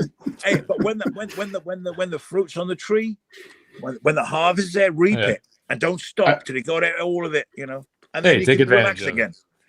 You got to take advantage of the time when you can, you know, anytime. Gonna get you invited to the premiere. No one's gonna do it for you, you know. Yeah. hey, here's a question: would you draw Lobo again? If they asked you to do covers, would you actually? I got so many fucking ideas that would blow your mind. But if they don't let me do Lobo again, don't put me on it. I got my own version of Lobo I'm going to do. Which is basically it's going to be like, it's just going to be like it's my persona or alter ego thing again. But I got some plans to do some stuff that's so fucking, I can take my energy that I put in Lobo and make my own character that would rival anything and be so fucking out there that people are going to love it. I'd like to do Lobo again. Yeah, of course I would. Yeah, but I think I would want to write it. But I don't think they wanted me to write it. I don't think DC wouldn't let me write it because I think they want to control this character. They wanted to control me. Now, it's not a negative thing I was saying. They're like, oh, you got to control. But I think they're going, whoa, you know, slow down there. You know, we want to movies now. We want to control what's going out. You know, but they are going to be. They're going to be protected because it's in the movie now, so they won't want people. Oh yeah, but the thing is, they don't know what I'm going to be doing outside the business. I can still do Lobo in any way I want to, and still, I can do whatever I like. You know, I will do as you know. I mean, I could make this. It could do anything I want with Lobo. I mean, I could do it. It'd be funny if I did like a fancy. But the thing is, it's funny because anything I do that's a bit outrageous and crazy adds to the character. Although they can do the normal stuff, but Bisley's still out there promoting the character by being crazy, doing crazy shit, fuels the character and justifies him as this crazy fuck. So they can let Bisley go and be crazy, and that only amplify the character and sustain him as that character. The thing is, I mean, I've spent 20 years. I mean, I spent all my years promoting that character inadvertently through shows and everything. And through my work with it and my existence with Lobo, I've turned him into a cult character. I created a cult character and keep doing that because I'm existing. So you know, you can't rub off that way. You can't rub off where it originated from. You know, so you know, it's just, you know, I've given DC gold in effect. You know. Yeah. Which is great, you know. So it's a good relationship, I guess. We haven't got a relationship, but no, I'm still doing Lobo covers, you know, which is fucking great, you know. But I will have my revenge. Hey man, I want my pot of gold, man. I want my fucking due. I want my those gold revenge. bars. They pile up. I want some of those. I'd love to see you do more Lobo stuff, man. I think they need some more of the Bisley Lobo stuff, man. So you have to bring it around to where it's well, I'm more mature now, so no, I'm not. No, I'm not. No, I'm not. Well, you can make it a mature Lobo, man. I haven't worked that bullshit. We fucking talking about the fucking mature Lobo. I just love Lobo. You know, the thing is, do like Lobo as you now. You get up and you eat cereal, watch TV. Just do it as Lobo. I got some ideas in my head that were just. Well, the thing is, you know, it may. I don't know. It's a kind of weird thing because it's just a weird. We'll see what happens, man. I think I might put my energy into a character that will rival Lobo, and actually probably will be like Lobo. It would just be what I did. What I did is just be me, and it would just be not as a fuck you. But as a if I can't do Lobo, I might as well put my energy in cause that's where I'm at, you know. Hey, you want another question? Yeah, go on. Yeah, go on. Yeah. Matt Burke, you guys rock. Is Simon doing any more biker comics or original IPS?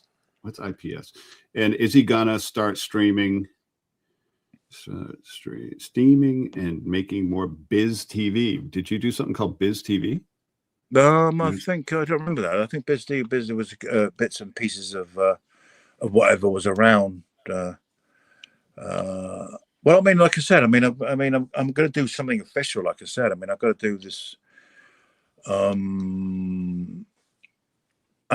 could literally do an art channel. I could do a Bisley channel. I could do, I guess, but did you do biker comics at some point? What is biker comics? I don't know. Biker comics. I don't know. I don't know what that is. Biker comics. Okay. I've done biker comics. I've done some artwork in some biker comic here and there. I mean, bikers, right. You know. Biker comic. I don't know. Ask him what he means and come back to us. Okay, Matt, tell us what you mean by the biker comic. Yeah, thank you. Yeah. John, you got any questions for Simon? There's about 3 people out there.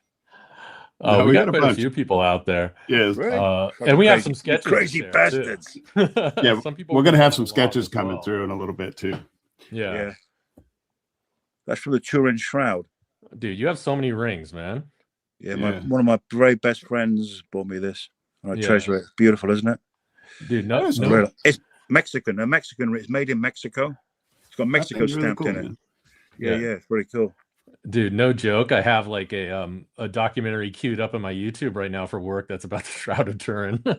Oh, really? That's amazing, isn't it? You know. Yeah, I watch crap like that when I'm working. That's cool. That's your necklace. Yeah, what is that? Is that Thor's hammer?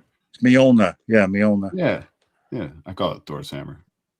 Well, it's Thor's hammer. It is in effect. Yeah. This one here is based on a real one. Authentic one they found. It's the boat and the hammer combined. See? Oh, that's good. Yeah, so anyway, bit of history there. Go on. Yeah. I don't know. What do we got? Oh, do we have one more quick? Oh, did Czar work in? What's that? Is the artwork in? Oh, I thought you were going to show artwork. Oh, I don't know. What do you got, Eli? You got some art? I ain't done first? Shit. No, not. We're not drawing Tina. We're just hanging with Tina. Hey, I got something I want to point out. You were talking about in doing art and whatever gets the job done. Yeah, I remember seeing the cover to Judgment on Gotham. That's the Judge Dredd Batman cover, right? Yeah, and the red in Dredd's helmet, if I remember correctly, you had like taken a piece of red paper and cut it out and stuck it on the painting. Do you remember that? He did? Yeah, I thought it was because it was really intense red, and I'm like, wow, how does he paint so much intensity in the color? And it was you had a piece of paper stuck on the painting. I'm a cheating bastard. It's whatever it takes to. Well, what happened was there's something a lot of artists out there who use acrylic paint. That the red is very hard to get a consistent flat red with acrylic paint. That's what I was thinking. What? Go on. No, go. Thank you.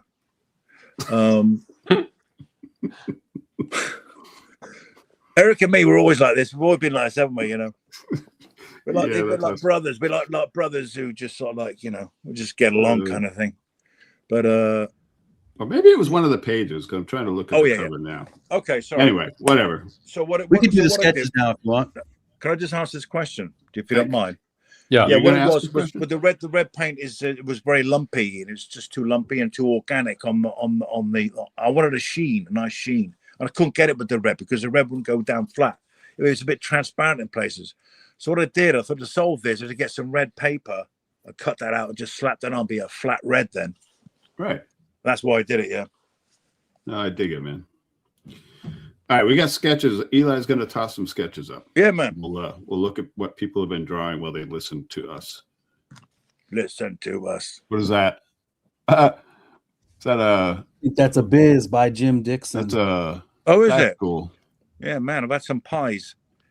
That's a nice one. Yeah, thanks, man. Yeah. That's when I was drunk. Probably. But, yeah. I like it, man. It's a good drawing. Excellent. That's cool, man. Yeah. Thank you for the drawing. Hey, thanks, man. Yeah, I like that. That's fucking good, isn't it? Oh, I know those, man. That's yeah, crazy. Yeah. Oh, that's cool. That might have been from tonight. I don't know if it's from tonight. Oh, okay. It's pretty sick. Oh, is that? Oh, that's pretty good. Simon Vereen there, I think. That's superb, man.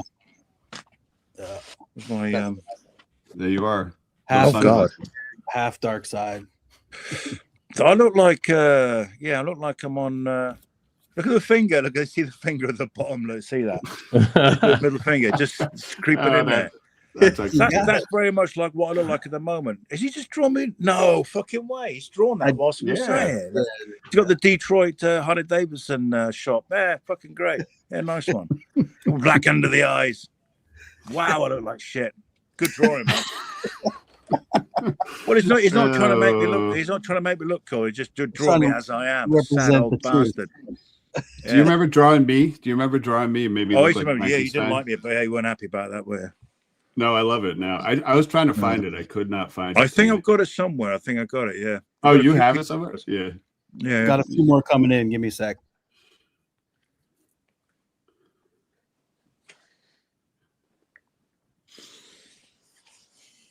Nice.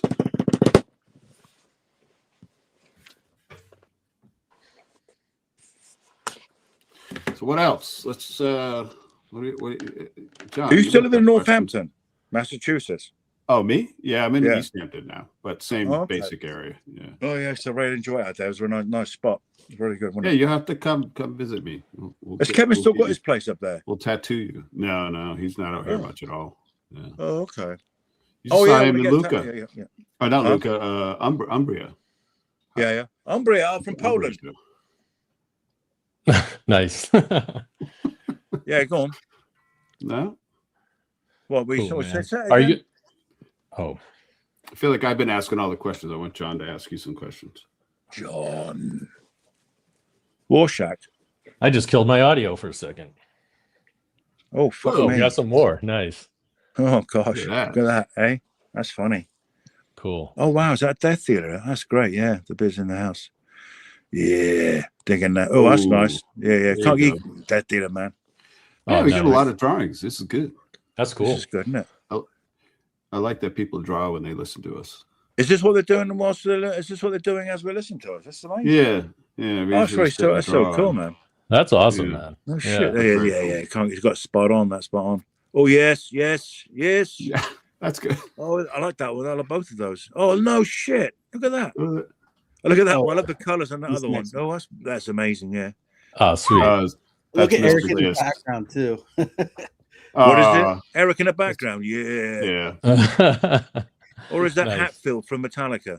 Mr. Dis, that's he's a tattooer. He's very good.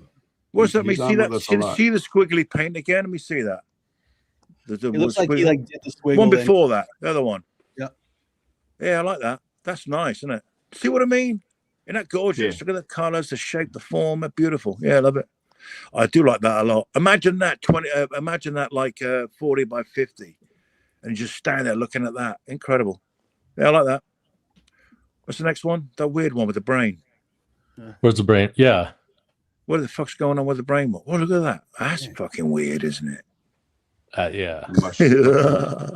I love that a lot. That's great. Look at the mushroom coming out of the head, brain. Nice. Nice. What's the new Looks one? like. Whoa, Oh, wow. That's fucking badassery. Yeah. Fuck Who what? did that one? That was Say out of control. Aguirre MA99. Yeah, Nice. well, okay, yeah, Sweet. nice, yeah. That's cool. Well, obviously. Ooh, here we got a Lobo just came in from Irwin Papa. Oh yeah, Irwin's the man. Oh, you like Irwin? What'd you draw for us, Irwin? Irwin. Yeah, there you go. Yay. Spot it. Perfecto. Yeah, I love it. Look at that. It looks great. Brother. Always Fantastic, man. great. Yeah, he's sick. It's funny how Lobo's gone back to really refined into just that vision I had, and it's just that stuck. It's amazing.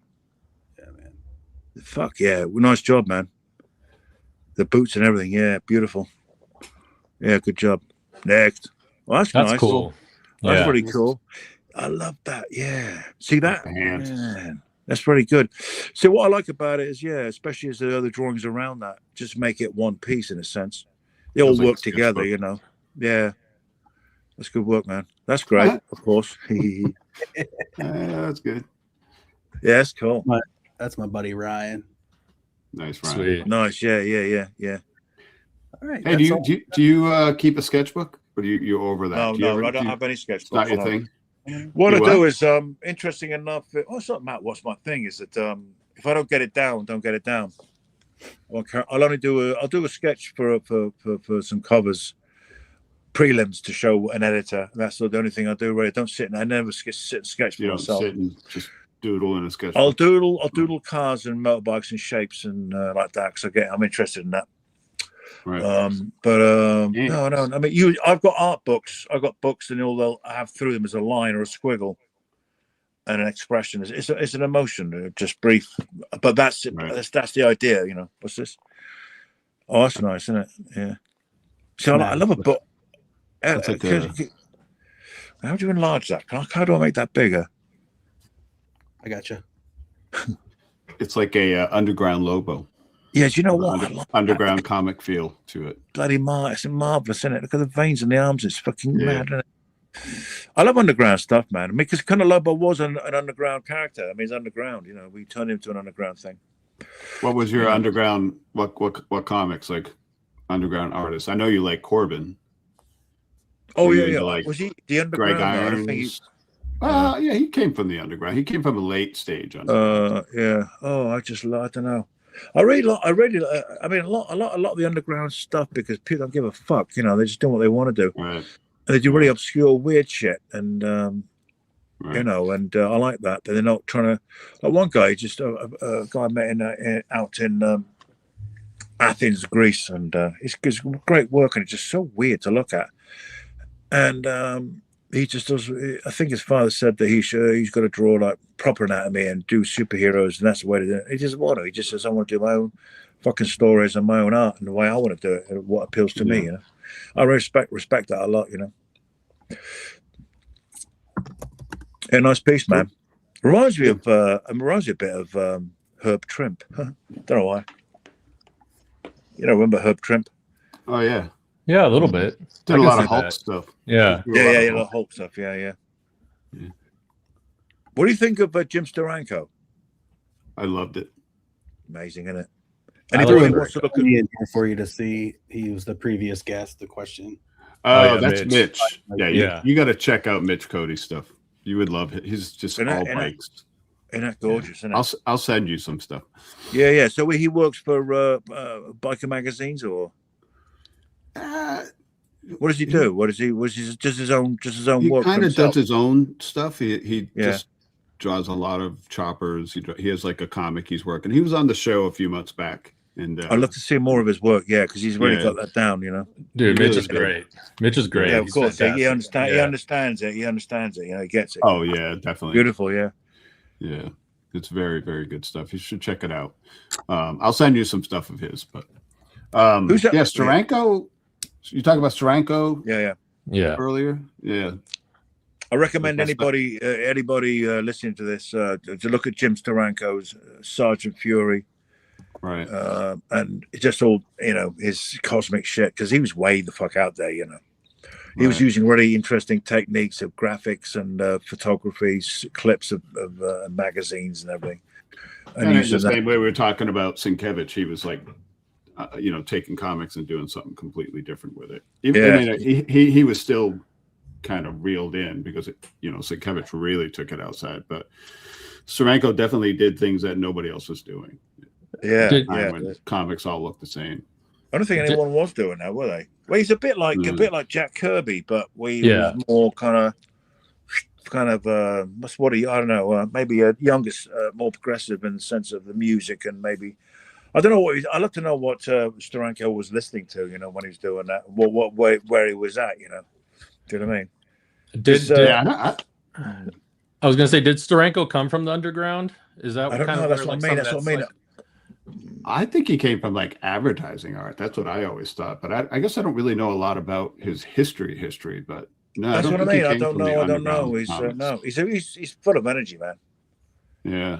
And he's still does the shows, and he's got a lot of energy. But I recommend just Google Jim Steranko. I mean, wow. he does still do this. He's a crazy guy. He's funny. So what are you doing for shows? Do you know what you're doing this year? Yeah, I know I'm doing. I've got a whole list. What I've done is just a jumble. What I do is I write on a calendar, obviously, as you would, all these different shows, but I don't commit to them. I just got to see how I can jiggle things around and not eliminate one and do the other as a preference, because I don't know what's coming in. It's early in the year. So I reckon I'll be doing about maybe I could be doing 20 shows. Oh wow! That's a lot of shows, man. There's a lot of shows, but it's Europe as well. But I think it's Lobo's year. People are that's fucking funny. Yeah, that's like very underground on that one. That's great, isn't it? Look at the brain, all the veins and shit. Whoa, that's weird. Oh shit! Sorry. That's pretty amazing, cool. Isn't it? I'll be done. Who? I mean, I'm not seeing anything like that. I mean, it's interesting the way people think, isn't it?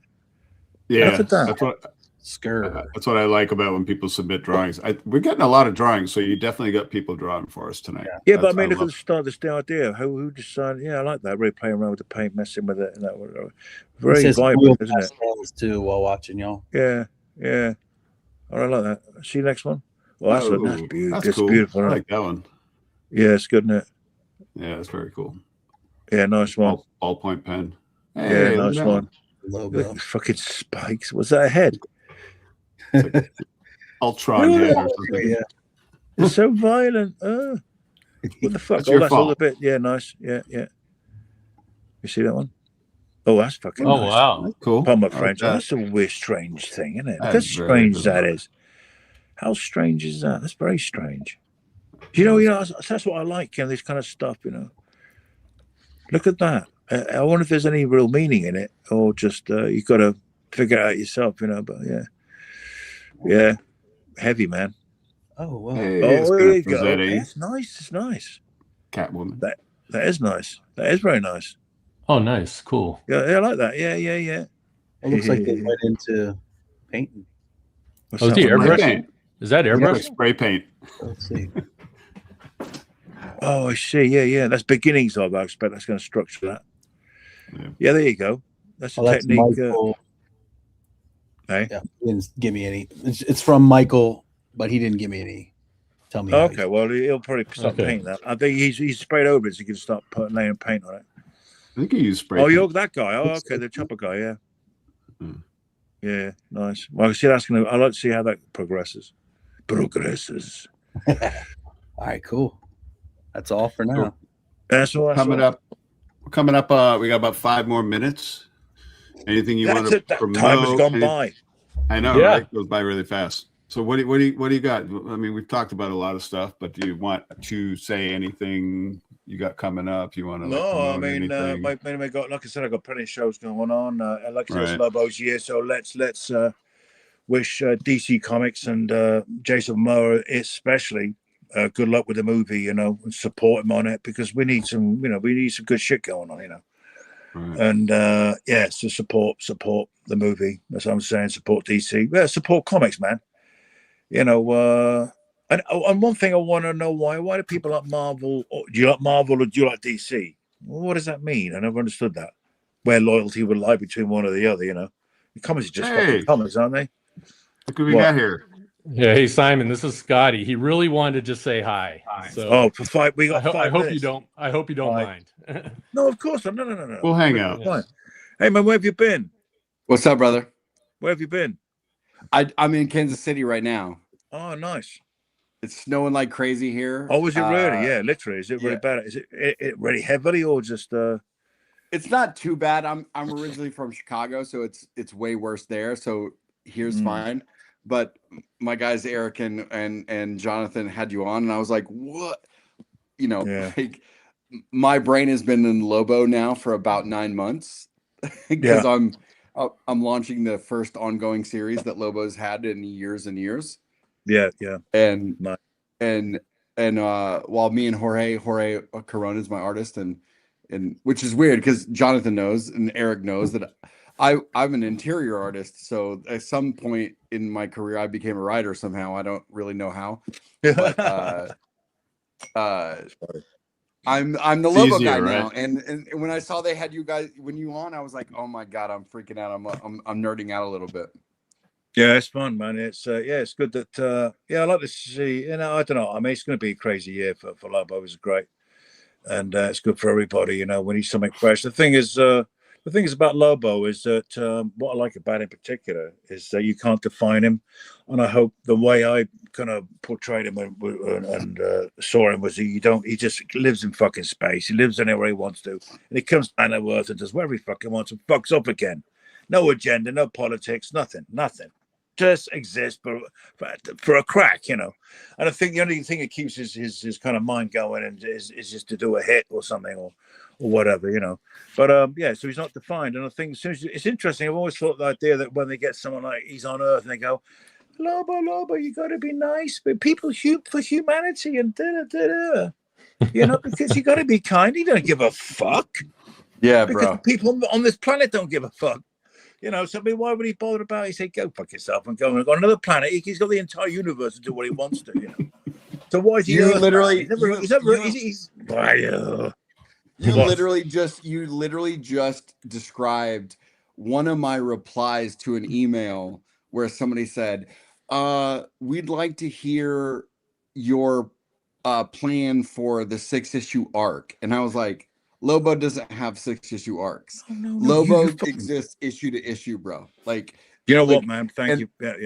Nice. And literally, and I'm telling you, my response was a direct recall back to you guys' run because I truly believe that listen. You can see right now. I'm going to show you right now. I'm a Mad Magazine guy, right? Yeah, boy. Like, like I'm a fucking Mad Magazine bro. Like, I exist in the margins of parody and satire, and Lobo to me was the epitome of that. And the idea that over the years we've tried to make this, they've tried to turn this character into he has an arc and he has a thing. I'm like, no, guys, like, no. Lobo is visceral. He's a fucking emotion. He's a fucking nerve. That's right. And we have to recapture this fucking nerve that is this character. Thing is, you know, it's not a matter of recapturing it. It's there. It's just the right people to fucking continue doing that. Because the thing is, when I was working on it, it was a day-to-day fucking thing. I'll just throw in the fucking gags in there, left, right, and center, and I had to rewrite the fucking script because I was putting all this stuff in there. But then I threw the dog in and everything else, and we had so much fun in it. The thing is, we were doing real comics in the sense that we had that real kind of sense of freedom, and we're enjoying being artists and enjoy being comic book artists because we were it's like musicians in a fucking room just jamming shit out that felt good, you know. And that's what it was. And it wasn't formulaic. You didn't have people in a fucking DC boardroom making a decision. He's going to do this. He does that. His power's this. His power's that. Because they had no fucking idea what I was doing until they looked at me, well, fucking hell. What is he doing? It must have sold well, right? Yeah, it must have sold well when it came out. Don't fuck him up. Don't try and explain him.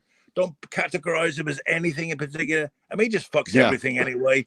He does whatever. Fuck politics. He doesn't give a fuck. He's got his fucking motorcycle. He fucking rides around the universe, fucking enjoying his fucking existence. And fuck fuck politics. fuck conformity. Fuck the fucking rules. And fuck everyone. That's exactly when they came to me. So my story with Lobo is about a year and a half ago, DC started like wanting to come back with like get a Lobo series. He hasn't had his own series in a long time, and somebody knew how much I loved the character. And at a DC meeting, I've been in comics and Jonathan, you and I had talked about this at Heroes. I've been in comics for 27 years. I've worked at Marvel the entire time, Marvel and Image the entire time. I've never worked at DC, but everybody knows that Lobo's my favorite character. So when DC started talking, they were like, "You guys know who loves Lobo? Scotty loves Lobo. Let's go offer him the book." They offered it to me, and my number one thing, my first question, because I knew that he was getting ready to be in the movies. Right. And I was like, I cannot write this character if I have to listen to producers in Hollywood because Lobo is not a fucking character written by Hollywood producers. Correct. Like, to me, Lobo is the epitome of, again, when I was a kid with the paper route and reading Mad Magazine, Lobo, when I got older, Lobo was my first extension of Mad Magazine. It was like we have to scathe society. We have to parody and satire society.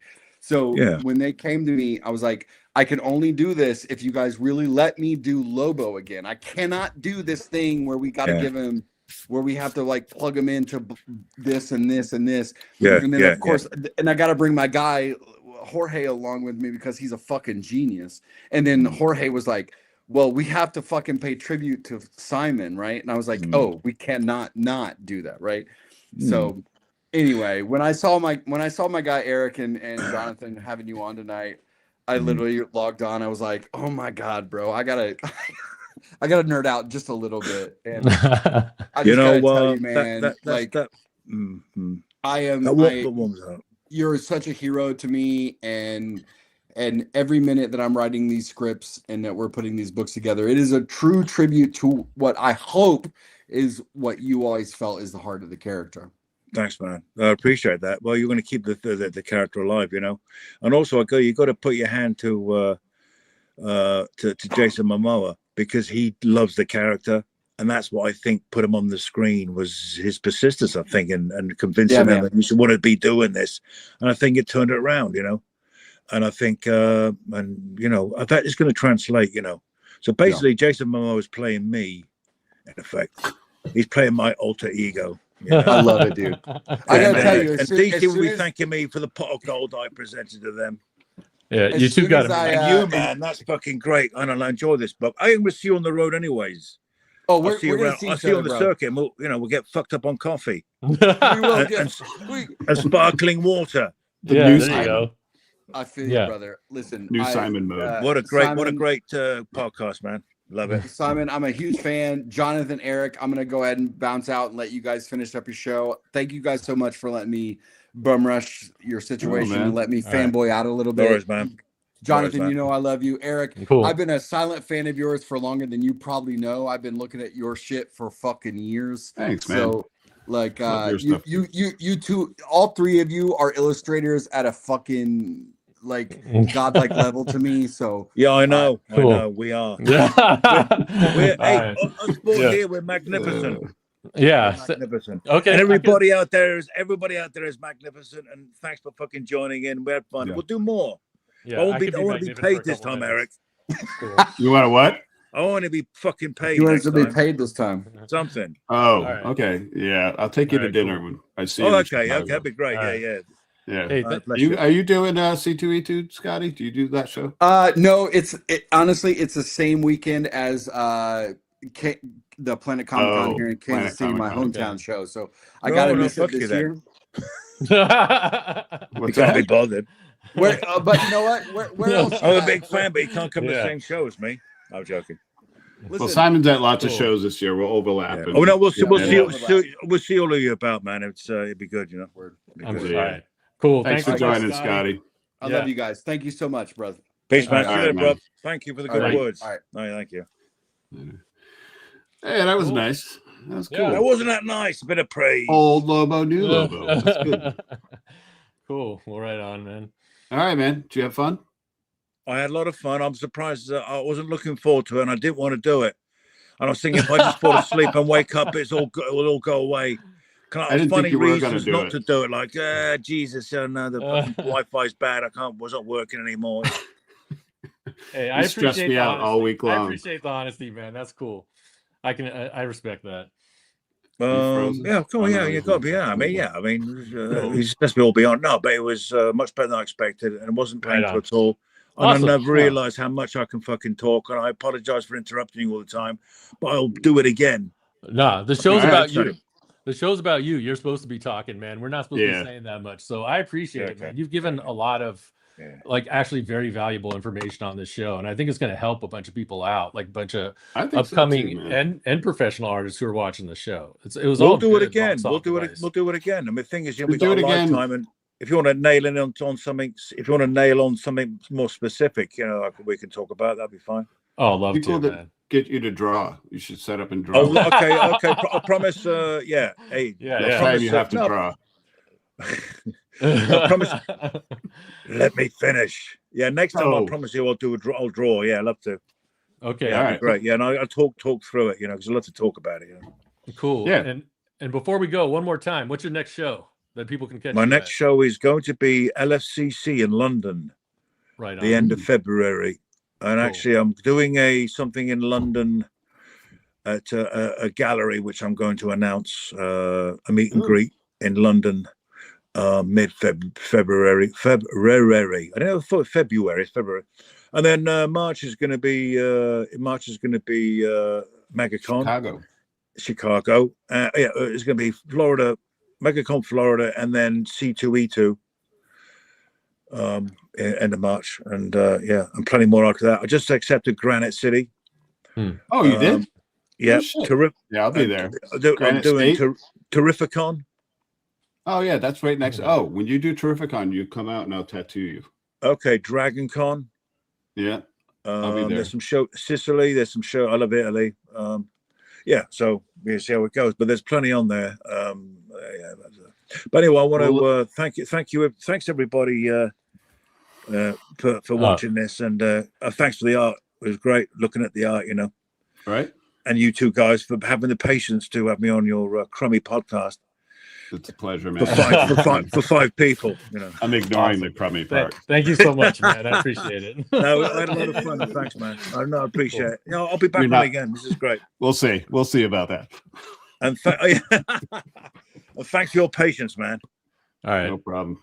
All right, man. Awesome. So, hey, Love wait, you hang guys. out for a second. Hey, hang out for a Okay. second. We're gonna Yeah. go off live now, and we'll talk for a minute. All right. So, thanks everybody. We didn't get to the next guest, which is going to be tattoo artist Jenny Arcus, and so we'll be putting the link out for that. I do want to say that we're going to switch the show to a Thursday. Thursday, I want to say February 26th. So check the page for that. Check out our Instagram, Sketchbook live stream on Instagram. Anything else, John? No, that's it. Thanks everybody for watching, man. Thanks for drawing. See you on the next podcast. Yeah, that was great. Peace. All right. All right, take care, guys. Love you, Eric. Catch you later, brother. Later. And